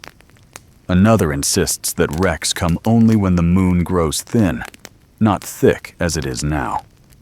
The argument rises in half-serious tones, as though both want to believe the sea follows rules. even when it so clearly ignores them. Historians still argue whether coastal folklore about wreck omens reflected observation or simple attempts to tame fear. The boy with the feather, of course, is fascinated. He leaps onto a broken barrel, peering dramatically into its hollow, as if searching for treasure. He insists loudly that a mermaid guided the wreck ashore. Some laugh, others shake their heads, but none dismiss him outright. Superstition fits too neatly into gaps logic cannot fill. One man picks up a splintered oar, shaking his head. He swears he knows the pattern of the grain, that it belonged to a boat from a neighboring town. The crowd murmurs uneasily, already composing tales about what might have happened. Rogue waves, greedy pirates, drunken helmsmen. The truth, of course, lies buried in the sea, invisible and silent. Your first joke of the day surfaces when you glance at the wreckage and mutter that the sea seems to run its own second-hand shop. Broken barrels, slightly damp, no returns accepted. The man beside you snorts, tension easing for just a moment. Stories ripple outward like waves. Someone recalls a wreck years ago where barrels of wine floated ashore and the entire village was drunk for weeks. Another swears he once saw a golden goblet in the surf, only for it to vanish the moment he bent to pick it up. Historians still argue whether tales of treasure from wrecks were rooted in fact, or simply fantasies spun by men who wished storms could at least be generous. The boy insists that every wreck leaves behind a ghost, bound forever to the shore where its timbers rest. He whispers that if you press your ear to the planks at night, you can hear sailors calling out. You smile faintly, wondering if he believes it, or if he simply enjoys seeing grown men shiver at his words. Mainstream history notes that some towns built entire economies around wrecks, laws declaring that whatever washed ashore belonged to the local lord or the church. Others followed the rule of finders keepers, leading to more than a few brawls. Records even mention wreck watchers, people stationed along the coast to report or seize valuable cargo before scavengers could claim it. Survival and greed often blurred into one. You bend to pick up a rusted nail, long and crooked. It feels strangely heavy, as though it carries more than iron. You wonder whose hands once hammered it into timber, whose hopes it once supported, whose story ended when the sea tore it free. Your second joke emerges quietly as you turn the nail over. Congratulations, you've invented medieval scrap metal recycling. The boy giggles, trying to claim the nail for his collection of treasures. You hand it to him, knowing he'll guard it as fiercely as any knight with a sword. The gulls return, circling overhead, shrieking louder than usual. Some dive at the wreckage, pecking at scraps of rope or cloth. Their presence feels almost ceremonial, as though announcing the sea's victory. The boy waves his feather at them, declaring they're messengers for the drowned sailors. No one corrects him. Historians still argue whether shipwreck tales inflated over time into legends of sea monsters and curses. A broken mast became a dragon's rib. A drowned crew turned into vengeful spirits. Human imagination stitched fear and awe into the wreckage, building stories strong enough to outlast the timbers themselves. The group begins hauling the larger pieces aside, sorting wood that can be reused from fragments destined for firewood. You help lift a sodden plank, its weight dragging against your arms. Water pours from it in dark streams, soaking your boots. The smell is overpowering, a mix of salt, decay, and faint tar. You heave it onto a pile, feeling your muscles burn. Your third joke surfaces when you glance at the growing heap and say it looks like the beginnings of a very sad furniture shop. One chair leg, half a barrel, free barnacles included. A weary laugh ripples through the group. Humor is all that keeps the sea from swallowing more than wood. As the wreck is cleared, a hush falls again. The planks lie stacked, the nails gathered, the barrels broken. Nothing remains but the memory of the ship and the endless question of why it failed.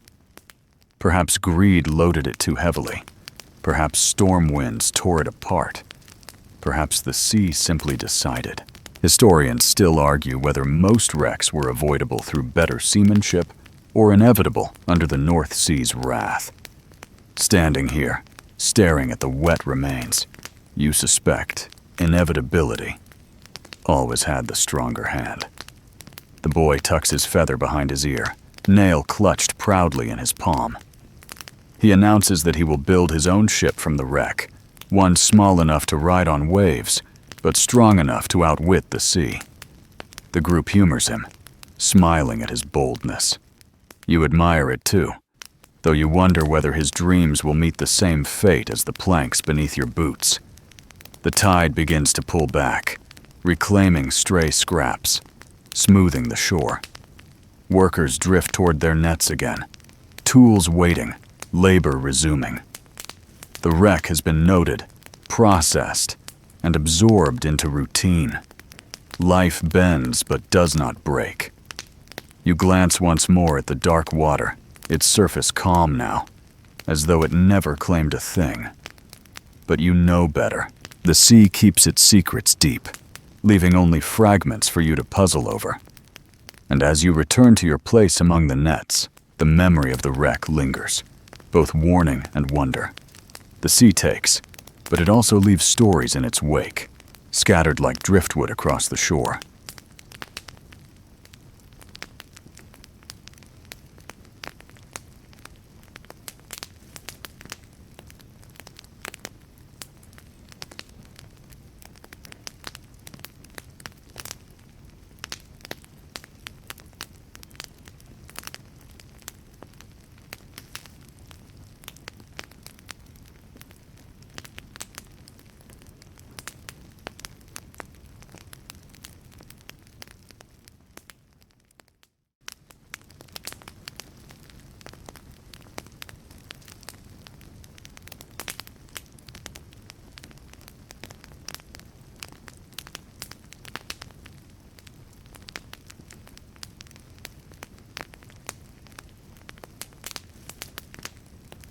The next day begins with more bustle than usual.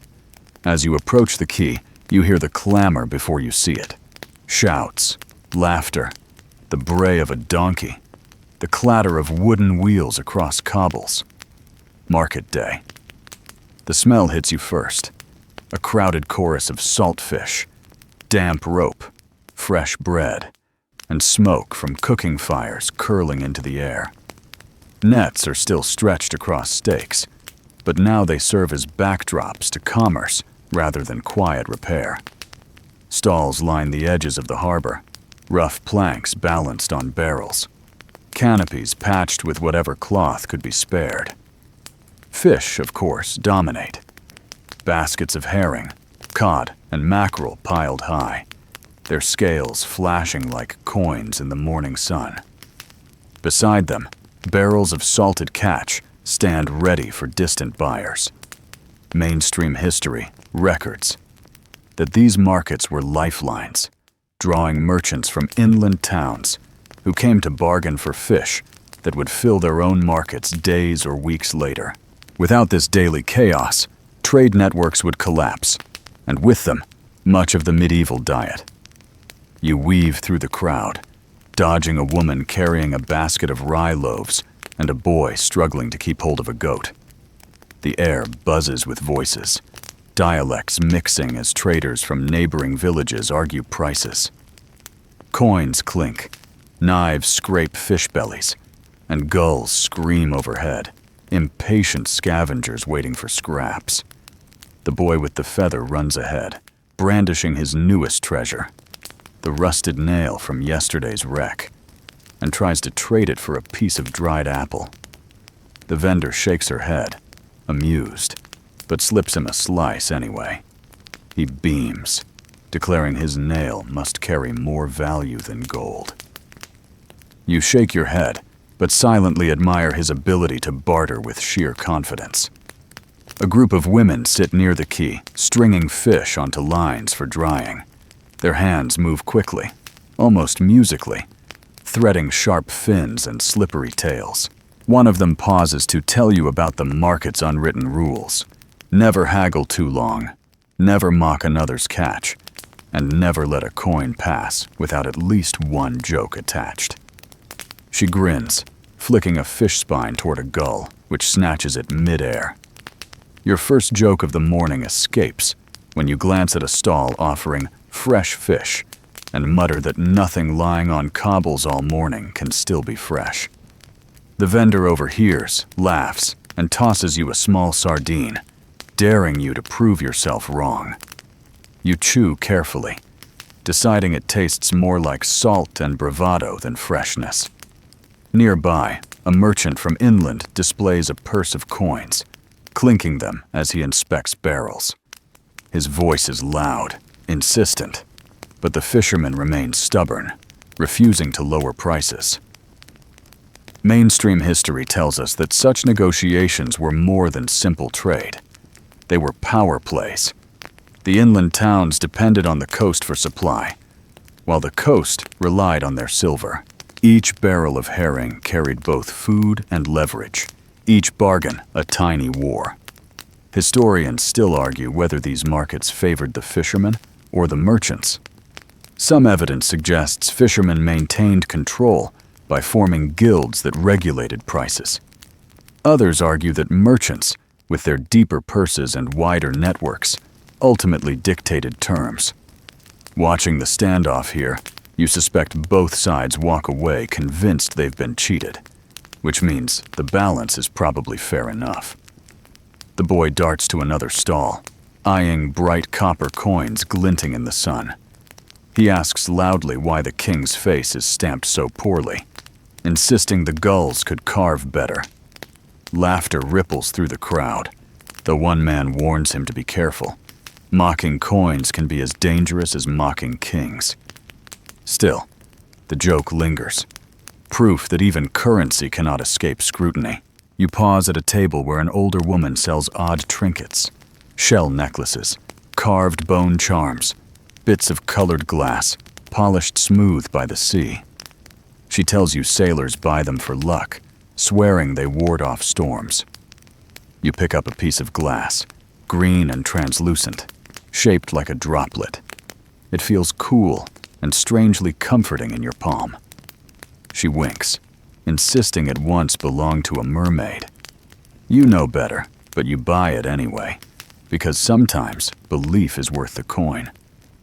Your second joke slips out as you tuck the charm into your pocket. If this keeps me dry, I'll buy her whole table tomorrow. The vendor grins, clearly used to skeptics. The crowd thickens as mid-morning bells toll. Fishmongers shout louder, buyers press harder. Children dart through legs with sticky hands. Dogs bark, chasing gulls that swoop low for scraps. The quay is a theater of chaos, each act repeating but never dull. You breathe it in, letting the sounds and smells saturate you until you feel part of the performance. Mainstream history also notes that such markets were not only for food. News traveled here too. Rumors about wars inland, plagues rumored in distant towns, marriages between merchant families, even papal decrees. For villagers who rarely left their coasts, market days were windows to the wider world. You overhear one man warning about new taxes, another boasting of a cousin who joined a monastery, a third whispering of pirates sighted to the north. Truth and rumor mingle freely, traded as eagerly as fish. Historians still argue whether market gossip was reliable or wildly distorted. Some chronicles suggest towns received accurate updates through merchants. Others dismiss it as a net of lies. Standing here, listening to half-truths wrapped in confidence, you decide the scholars might also be guessing. The boy, never content with silence, begins singing a crude verse about a fish that sold itself at market. His feather bobs as he stomps in rhythm, and soon a circle of children joins him, clapping wildly. The adults roll their eyes, but smile nonetheless. Music, like trade, proves irresistible. Your third joke arrives when you see a stall offering pickled fish labeled "Keeps Forever." You whisper that in this climate, forever probably means until tomorrow afternoon. The vendor overhears and laughs, agreeing that sometimes forever is shorter than promised. By midday, the crowd begins to thin. The richest buyers have already departed with carts full of barrels, their donkeys straining under the weight. Smaller stalls pack away unsold goods, while children scavenge fish heads to boil for soup. The gulls grow bold again, descending on scraps with wild cries. You stand back, watching as the market dissolves into ordinary harbor life once more. Nets return to prominence, ropes coil neatly, and workers settle again into quieter rhythms. The chaos fades, but its echo lingers. The clink of coins, the laughter of children. Night has settled across the coast, quiet, but never silent. The market's noise has faded, carts long gone, stalls dismantled, and barrels rolled into storage. What remains is the sea itself, restless, shifting, never still. You step onto the damp sand at the edge of the harbor, where the tide licks slowly at the shore. The moon hangs above, pale and watchful, its glow painting the wet beach in silver streaks. Nets stretch out along wooden racks, drying under moonlight. Their ropes gleam faintly, heavy with water, yet strangely elegant. You walk among them, trailing your fingers across the taut cords, each strand vibrating slightly as if alive. The smell of salt is sharper at night, mingled with seaweed, tur, and faint smoke drifting from cottage chimneys. The gulls are quieter now, their cries replaced by the low rush of water against sand. Mainstream history reminds you that night work was unavoidable in fishing villages. Nets had to dry no matter the hour. Tides demanded schedules, not preferences. Lanterns dotted the shore, tiny flames flickering against the darkness, guiding late workers as much as warding off spirits. Accounts describe harbors glowing like constellations laid flat upon the earth, each lamp a small defiance against the void. You pause near a group of fishermen huddled close to a lamp. They speak in hushed tones, voices lowered as though not to disturb the sea itself. One tells of a night he swore he heard voices rising from the water, soft, mournful, singing in a language he couldn't understand. Another nods solemnly, insisting those were the drowned, forever echoing their last breaths. Historians still argue whether such tales reflected imagination born of exhaustion, or whether strange acoustics over water created illusions of voices. Whatever the cause, the fear was real enough to linger. The boy with the feather crouches near a net, poking at it with his treasured nail. He announces proudly that moonlight strengthens knots, and any net dried tonight will catch double tomorrow. The adults smile, indulgent, but no one dismisses him outright. Perhaps they, too, prefer believing the moon has its uses beyond watching silently overhead. Your first joke of the night escapes when you glance at the nets and mutter that if moonlight truly strengthened knots, then laundry should come back from the line wrinkle-free. The woman beside you laughs softly, shaking her head, and returns to her work. You wander further down the sand, where nets sprawl like giant spider webs abandoned across the beach. They shimmer faintly, every drop of water on their cords catching light. It feels eerie and beautiful all at once, as though you've stepped into a cathedral built by the sea. The rhythm of waves becomes the organ, the gulls' occasional choir. You breathe deeply, letting the sound and sight soak through you. Someone begins telling a story. It is quiet, almost whispered, but everyone nearby leans in. He speaks of sea spirits who walk the shore at night, searching for boats to borrow. They never return them, of course. Spirits are notoriously bad at paying debts. One man insists he once found footprints in the sand, leading to a boat that vanished by dawn.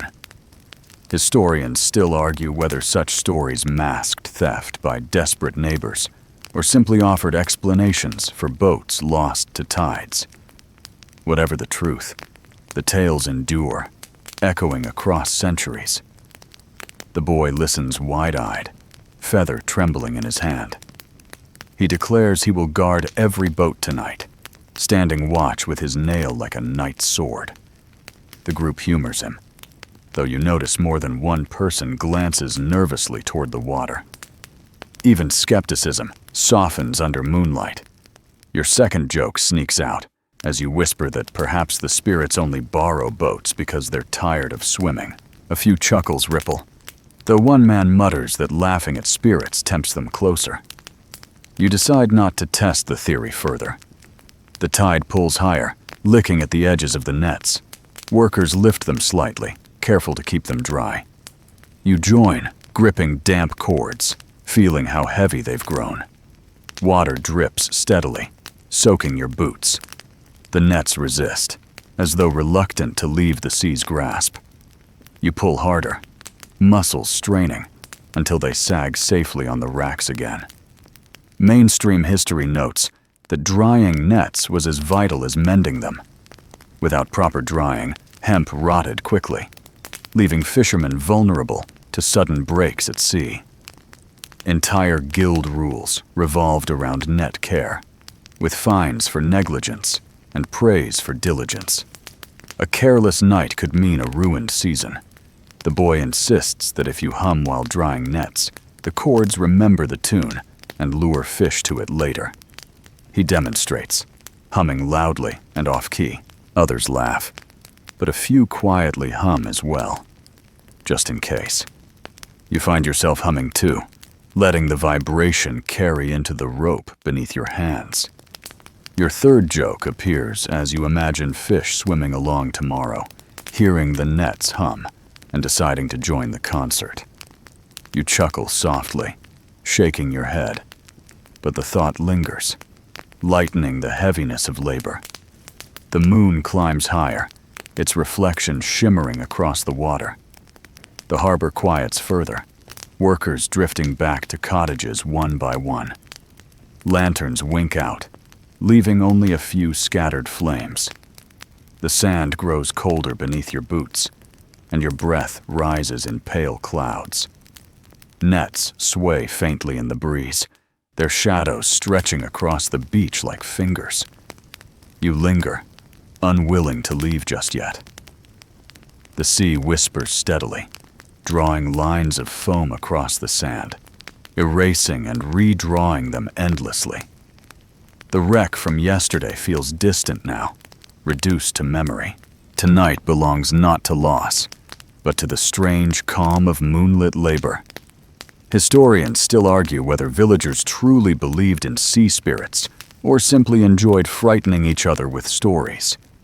But watching the boy stand proudly with feather and nail, daring invisible thieves to approach, you suspect belief and play were often the same thing. And perhaps that was enough to give courage where none should exist. The last lantern near you flickers low. A man sighs, stretching, announcing the nets are safe until dawn. He pats your shoulder, murmurs a quiet goodnight, and heads toward the village. Soon you are nearly alone, save for the boy and the endless sea. The boy yawns, feather drooping. He insists again that moonlight will double tomorrow's catch. You nod, deciding not to argue. If faith in moonlight makes the knots tighter, then perhaps it's true after all. You step back, letting the nets sway gently, their cords gleaming faintly under the pale sky. Saturday brings with it a different kind of rhythm. The harbor wakes slower, but the air feels charged, as though the entire village knows what must be done. Repair day. Not just nets this time, but ropes, boats, stakes, even the tools themselves. Everyone turns out, men, women, children, each carrying something worn down by the week. You join the crowd, needle in hand, though you quickly realize the work expands far beyond the loops of hemp you've grown used to. Mainstream history tells us that Saturday was often reserved for maintenance in fishing communities. The Sabbath loomed, demanding rest. So Saturday became a day of preparation, mending what the week had frayed, fortifying against storms, ensuring no one faced Sunday with a guilty conscience or an untied knot. Guild ordinances survive that demanded all vessels be made sound before the holy day, a mix of practicality and piety. The quay buzzes with activity. A man crouches over a coil of rope, splicing frayed ends with practiced precision. Children chase gulls with sticks, their laughter piercing the drone of labor. Women stand at tables sharpening knives used for gutting fish, sparks flashing briefly as steel meets stone. Everywhere you look, something is being patched, tightened, or polished. The boy with the feather scurries about, proudly declaring himself inspector of repairs. He points dramatically at every loose rope, every crooked knot, every squeaky hinge. Adults play along, pretending to tremble at his inspections. One fisherman, grinning, bows deeply and promises to retie a knot, lest the inspector revoke my fishing license. The boy beams, feather bobbing like a crown. Your first joke of the morning emerges when you watch the boy scold a goat for chewing a loose rope. You mutter that the goat should be promoted to assistant inspector. Laughter ripples through the group, the boy grinning as though you validated his authority. Nearby, a group of men haul a small boat onto wooden blocks. Its hull is streaked with tar, but cracks reveal themselves along the seams. They heat cauldrons of pitch, the thick black liquid bubbling like a witch's brew, and smear it carefully into the gaps. The smell is sharp, smoky, clinging to your nostrils. Mainstream history confirms this process. Caulking with pitch was essential to keep ships seaworthy. Without it, planks swelled and shifted, letting water seep in. Historians still argue whether the pitch itself was locally produced or imported from distant forests. Some sources claim tar kilns dotted northern woods, others that barrels arrived by trade from the Baltic. Either way, the black liquid meant survival. Watching it smeared across the hull, you can see why fishermen joked they had tar in their veins. The boy, naturally, dips his feather in the bubbling pitch before anyone can stop him. He declares it now carries the power of boats. His mother scolds him sharply, scrubbing his hands, but he wears a smug grin, convinced he's become indestructible. You bite back laughter, though the image of a tarred feather knight does stay with you. Your second joke sneaks out when you whisper that with enough tar, even the goat could be made seaworthy. The men nearby chuckle, shaking their heads, and one mutters that the goat might make better company than some sailors. Further along the quay, you find women repairing baskets used for hauling fish. Their hands move quickly, weaving reeds through broken frames, fingers nimble and sure. One woman tells you that baskets are as important as nets. A broken basket can lose more catch than a torn mesh. She taps the rim, satisfied with her repair, then hands it to a boy who tests it by sitting inside. It holds. Laughter rises again, light and easy. Mainstream history also records tensions on Saturdays. Tax collectors often appeared, demanding their share before the Sabbath. Records describe arguments over whether nets themselves could be tithed, whether rope counted as taxable goods, whether barrels of herring owed coin or fish in kind. Historians still argue over the details, some suggesting fishermen evaded taxes by repairing gear in secret, hiding nets until Sunday. Looking at the busy quay, you can imagine the resentment simmering beneath the surface. The boy, overhearing talk of taxes, declares loudly that feathers should never be taxed. Everyone agrees immediately, though one man jokes that with how often the boy waves it, a levy seems fair. The boy narrows his eyes, feather raised like a weapon, and the laughter spreads again. Your third joke comes when you mutter that gulls must be the real tax collectors. Loud, greedy, and always waiting to snatch a share. Heads nod.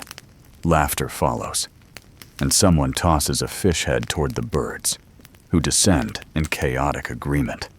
As the morning wears on, the atmosphere shifts from labor to ritual. Repairs are not only practical, they are communal. Each task, from tying knots to smearing tar, binds the group tighter together. Work turns into a form of conversation. Every gesture, an unspoken assurance that no one faces the sea alone.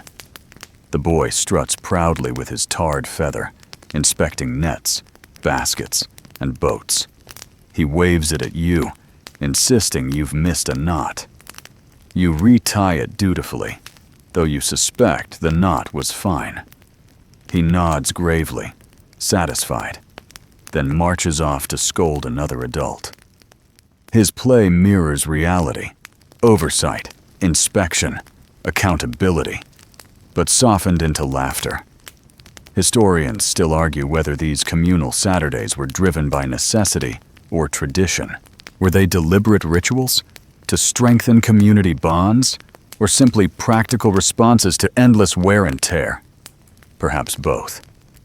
Watching now, you see how necessity breeds tradition, and tradition, in turn, sustains necessity. The sun climbs higher, casting sharper shadows across the quay. Workers pause to stretch, wiping sweat from brows. Tools clatter into buckets, nets hang tighter, boats gleam darker with fresh tar. Repairs complete, the harbor seems momentarily transformed. Tidier, sturdier, almost proud. The boy raises his feather like a banner and declares the harbor fit for kings. The adults cheer half-heartedly. Sunday begins with the ringing of the church bell, its voice carrying across the misty harbor and out to the sea.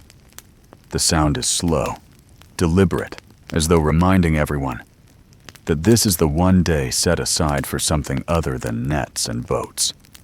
You wake to its echoes, stretching sore arms, and walk through streets quieter than you've ever seen them. Even the gulls seem subdued, their cries scattered and half-hearted. The villagers emerge in clusters, dressed in their best, though best often means little more than a cloak without holes and shoes that almost match. Families walk together toward the stone church at the edge of the square. Its walls are plain, rough-hewn blocks that have stood for centuries against storms. You join them, boots crunching softly against cobbles, aware of how the whole community seems to move as one body.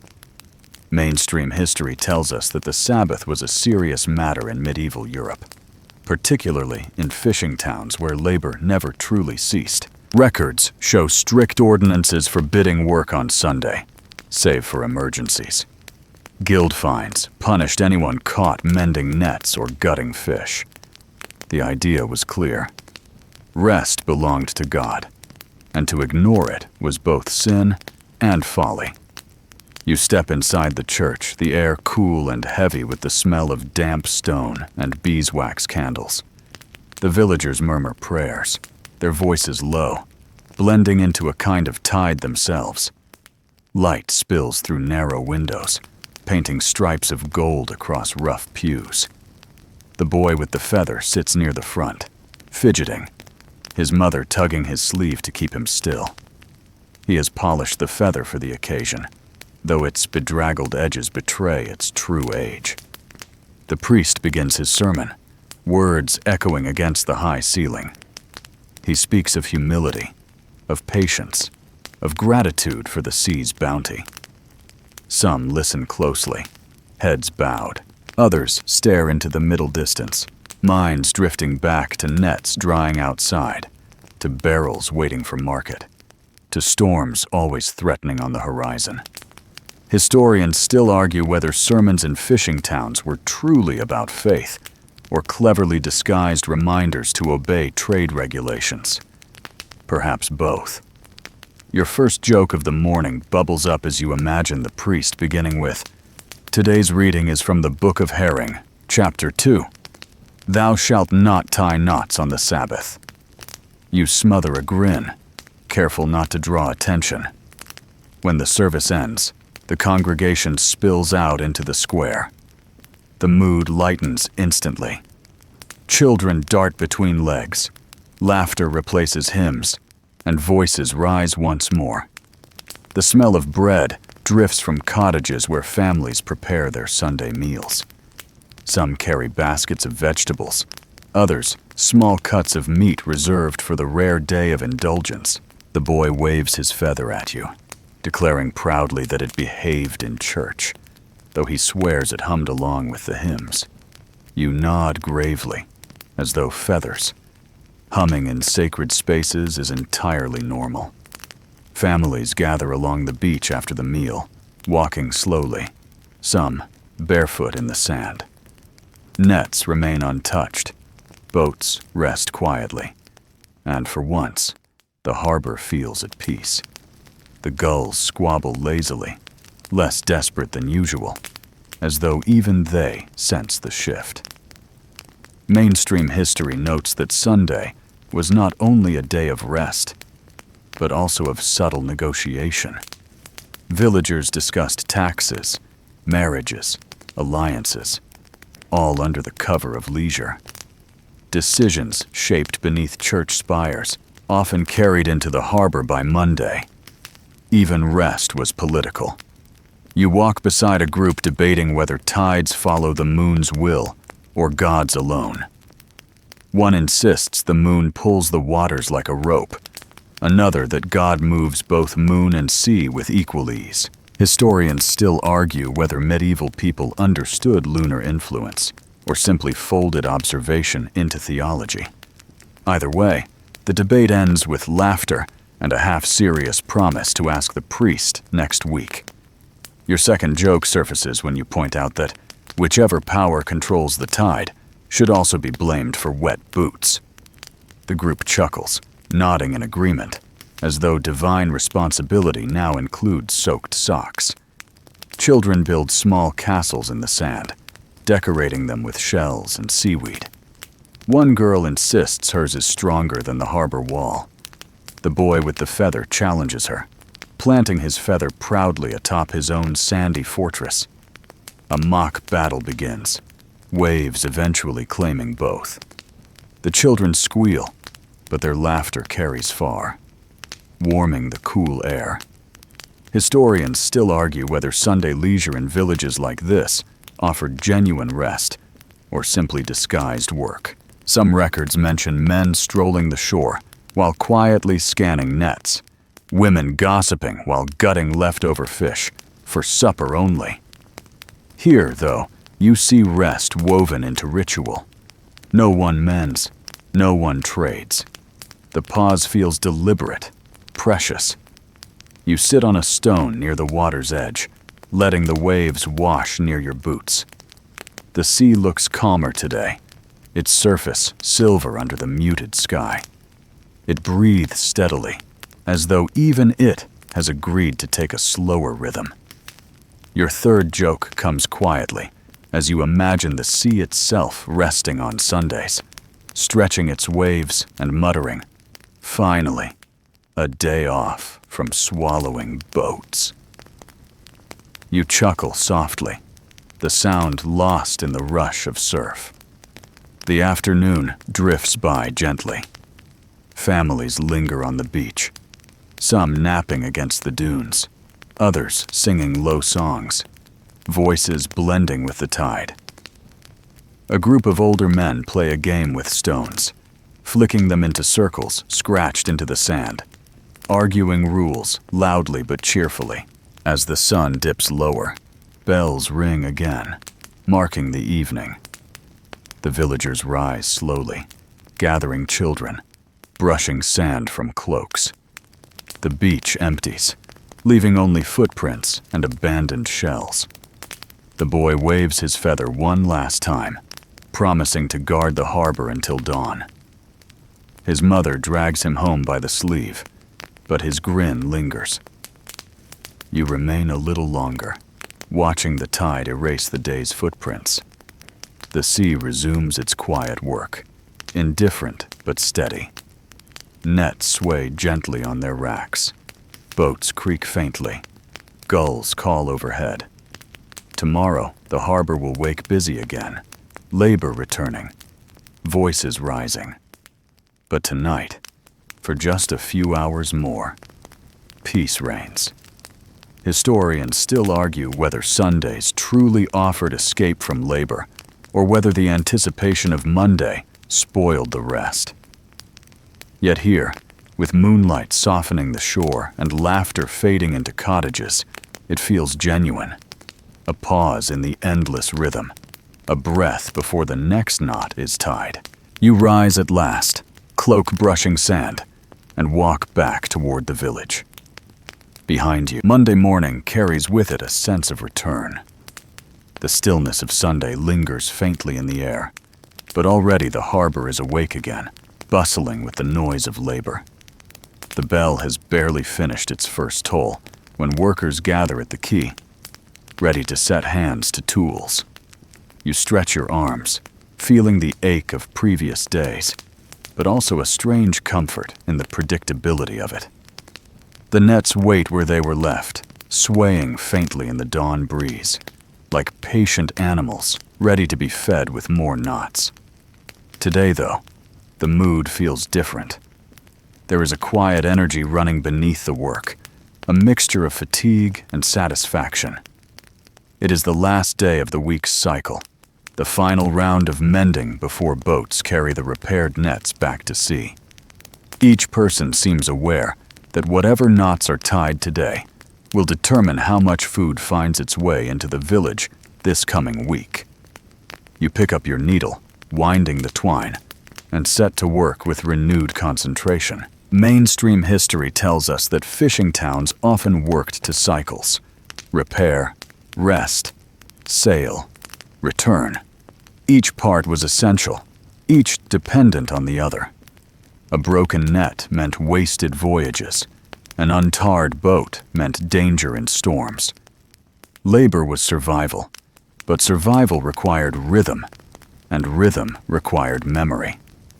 You realize your own body has learned this rhythm through loop, pull, knot.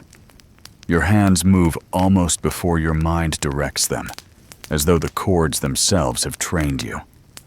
The boy with the feather, faithful as ever, struts across the quay, declaring he will conduct the final inspections. His feather has been cleaned again, though the tar from Saturday still stains its shaft. He points at knots with exaggerated seriousness, nodding or frowning dramatically. One man bows mockingly, promising to retie any cord the inspector deems suspicious. The boy beams, satisfied with his role. Your first joke of the day comes when you tell him he should open an office for feather-based inspections, charging 1 sardine per approval. He laughs so hard, he nearly drops his nail, and the adults nearby chuckle too, the tension easing into amusement. The work continues, steadily. Rain clouds hover in the distance, but hold back for now, leaving the air heavy and damp.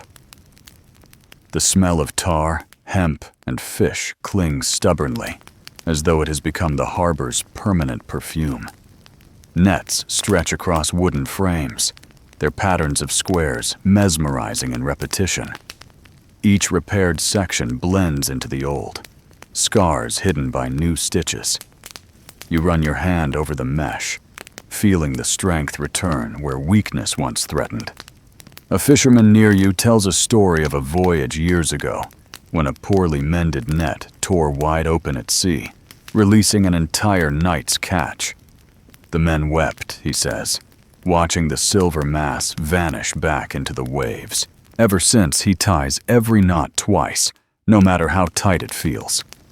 Historians still argue whether double knotting was guild-approved or simply habit born of fear. Whatever the truth, his nets last longer, and his voice carries the authority of lived loss. Your second joke sneaks out when you mutter that fish must have celebrated that night with a banquet of their own.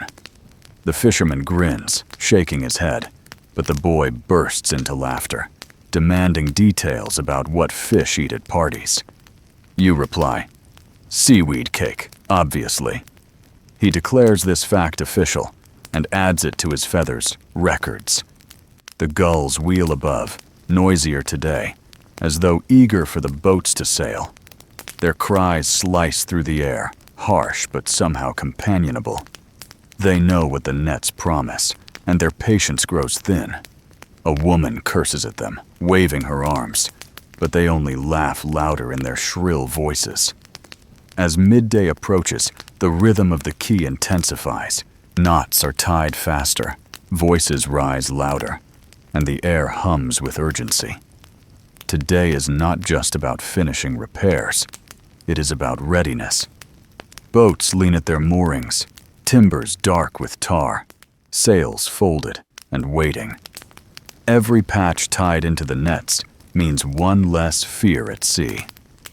Historians still argue whether communities celebrated this final repair day as a ritual or treated it as ordinary labor.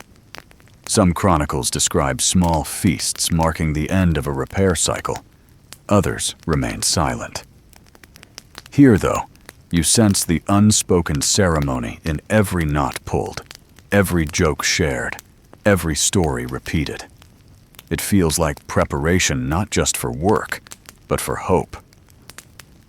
The boy, determined to contribute more than inspections, ties a small knot himself. It is crooked, loose, nearly useless, but no one corrects him. Instead, a fisherman pats his head, telling him it will surely catch the largest fish tomorrow. The boy beams, convinced his feathered oversight has blessed the net. Your third joke comes when you whisper to him that if his knot catches a whale, he will need a bigger feather. He nods solemnly, already considering what size bird might provide it. The adults laugh, shaking their heads, and the moment lingers warmly. The afternoon wears on. Shadows stretch across the quay, and the sea glitters under the hesitant sun. Nets hang completed, drying in the faint breeze. You step back, wiping your palms against your cloak, and admire the work. What began the week as tattered and frayed now stands whole again, scarred but strong, stitched with stories and laughter as much as twine. Mainstream history notes that fishing nets were some of the most valuable possessions in medieval towns. Families pooled resources to own them. Guilds regulated their use, and disputes over ownership sometimes led to bitter feuds. A net was more than rope. It was livelihood, inheritance, and survival. You understand now why each knot carries such weight. It is not just repair. It is a promise to tomorrow. The boy runs up again, feather aloft, nail clenched proudly in his fist. He declares that the nets are ready, boats are ready, and even the gulls are ready. His voice rings out across the quay, dramatic as a town crier. For a moment, everyone pauses, listening. Then, slowly, they nod. He has spoken the truth. Historians still argue whether such readiness rituals carried official meaning or were simply habit. Some guilds recorded prayers before the first voyage of the week. Others left no trace. But here, in this harbor, the readiness feels like ritual enough. The silence that follows the boy's proclamation is reverent, heavy, filled with shared understanding. The sun dips lower, gilding the nets in amber light. People begin to drift home, leaving boats and gear prepared for morning. The gulls circle lower, shrieking impatiently, but no one feeds them yet. Tonight belongs to the people, tomorrow to the sea. You linger, walking slowly along the quay, fingers trailing against the ropes. The smell of tar and salt clings to everything. The boats creak softly, as though dreaming of waves already. The nets sway faintly, heavy with readiness. Even the stones beneath your boots seem to hum with anticipation. You pause, looking out across the water. The horizon glows faintly pink, clouds painted like brushstrokes. The sea waits, vast and indifferent. Yet for once, you feel a fragile balance. People prepared, tools whole, community steady. Tomorrow, the sea may test everything. Tonight, the village breathes, content in its readiness. You turn back toward the cottages, cloak brushing against damp cobbles. Behind you, the harbor stands patched, tarred, and fortified. The week's cycle nears its end, but its work lives on in every knot tied, every laugh shared, every superstition whispered. And as the first stars prick the sky, you realize dawn arrives quietly, soft and gray, as though reluctant to disturb the harbor. The air holds the faint bite of salt and dew, while gulls cry lazily above, their voices sharp but not yet insistent. You walk slowly toward the quay, boots damp from the morning grass, and find the nets where you left them, stretched neatly across the racks, glistening faintly in the new light. The week has brought storms, markets, wrecks, and repairs. Yet here the nets remain, patched and whole, ready to face the sea once more. Fishermen gather in small knots of conversation, voices low, steady, unhurried. They check ropes, test knots, inspect the tar on their hulls. Each gesture carries the calm weight of repetition, movements learned over lifetimes. There is no rush, for haste has no place here. Boats wait with patience, as though they too understand that survival comes from steadiness, not speed. You breathe deeply, tasting brine in the air, and settle onto a stone to watch. The boy with the feather stands proudly at the edge of the quay, nail clutched in one hand, feather in the other. His voice rings out as he declares the boat's blessed, the nets strong, the gulls obedient. The fishermen laugh quietly, but no one dismisses him. Superstition and play mingle here, both carrying their own kind of truth. You find yourself smiling, warmed by his seriousness, as though belief itself could knot the world together. Mainstream history reminds you that departures were often marked by prayers. Guilds recorded blessings spoken before dawn, simple words asking for safe return. Families traced crosses on boat hulls, pressed charms into the hands of sailors, whispered names of saints. Historians still argue whether such rituals were genuine faith or ritualized habit. But watching the bowed heads and murmured words, you know it hardly matters. Comfort, however it arrives, is never wasted. The boats begin to push off, one by one. Ropes creak, oars splash, hulls slide into the water with practiced grace. Nets are coiled neatly, waiting to be cast into waves. The harbor shifts from silence to motion, the the sea absorbing each vessel with ease. The boy waves his feather furiously, shouting that the sea will yield double today. The fishermen smile, indulgent, but you see how even hardened hands tighten their grip on oars, as though his words might prove true. Your first joke emerges as you whisper that if the sea really yields double, the gulls will unionize by supper. A fisherman overhears and snorts, shaking his head. Even here, laughter has its place, woven into labor as firmly as knots. The sun climbs higher, gilding the water in streaks of gold. Boats glide steadily, their sails swelling in the faint wind.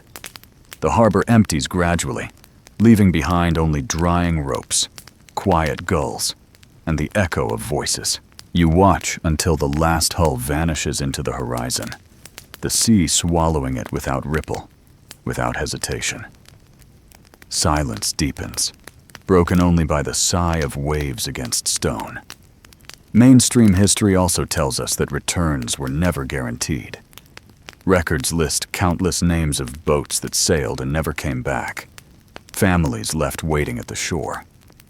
Yet here, in this moment, the sea feels less cruel, more companion than adversary.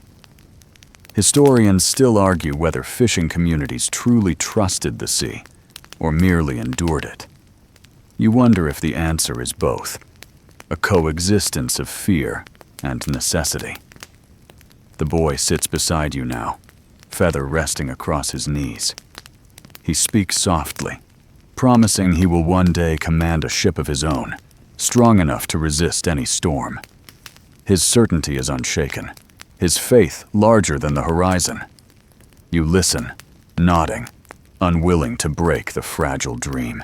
For all the week's labor, what endures most is not knots or tar, but hope stitched carefully into each word, each laugh, each feather waved against the tide. As morning deepens, you rise slowly, stretching sore limbs. The harbor waits in stillness, boats gone, nets empty, gulls circling lazily. The cycle will begin again soon enough. Storms, repairs, markets, songs, wrecks, and quiet Sundays. The harbor quiets further as the day unfolds, shadows lengthening slowly across stone and sand. You feel your steps grow softer, slower, as though the week's labor has pressed its rhythm into your body. Every knot tied, every rope tarred, every barrel rolled has already begun to fade into memory, leaving only the hum of the sea behind. The gulls cry faintly overhead, but even their voices sound gentler now, softened by distance and time. You find a place to sit near the edge of the quay, cloak wrapped around your shoulders. The stone beneath you is cool, the air tinged with salt and faint smoke from distant chimneys. You close your eyes and listen.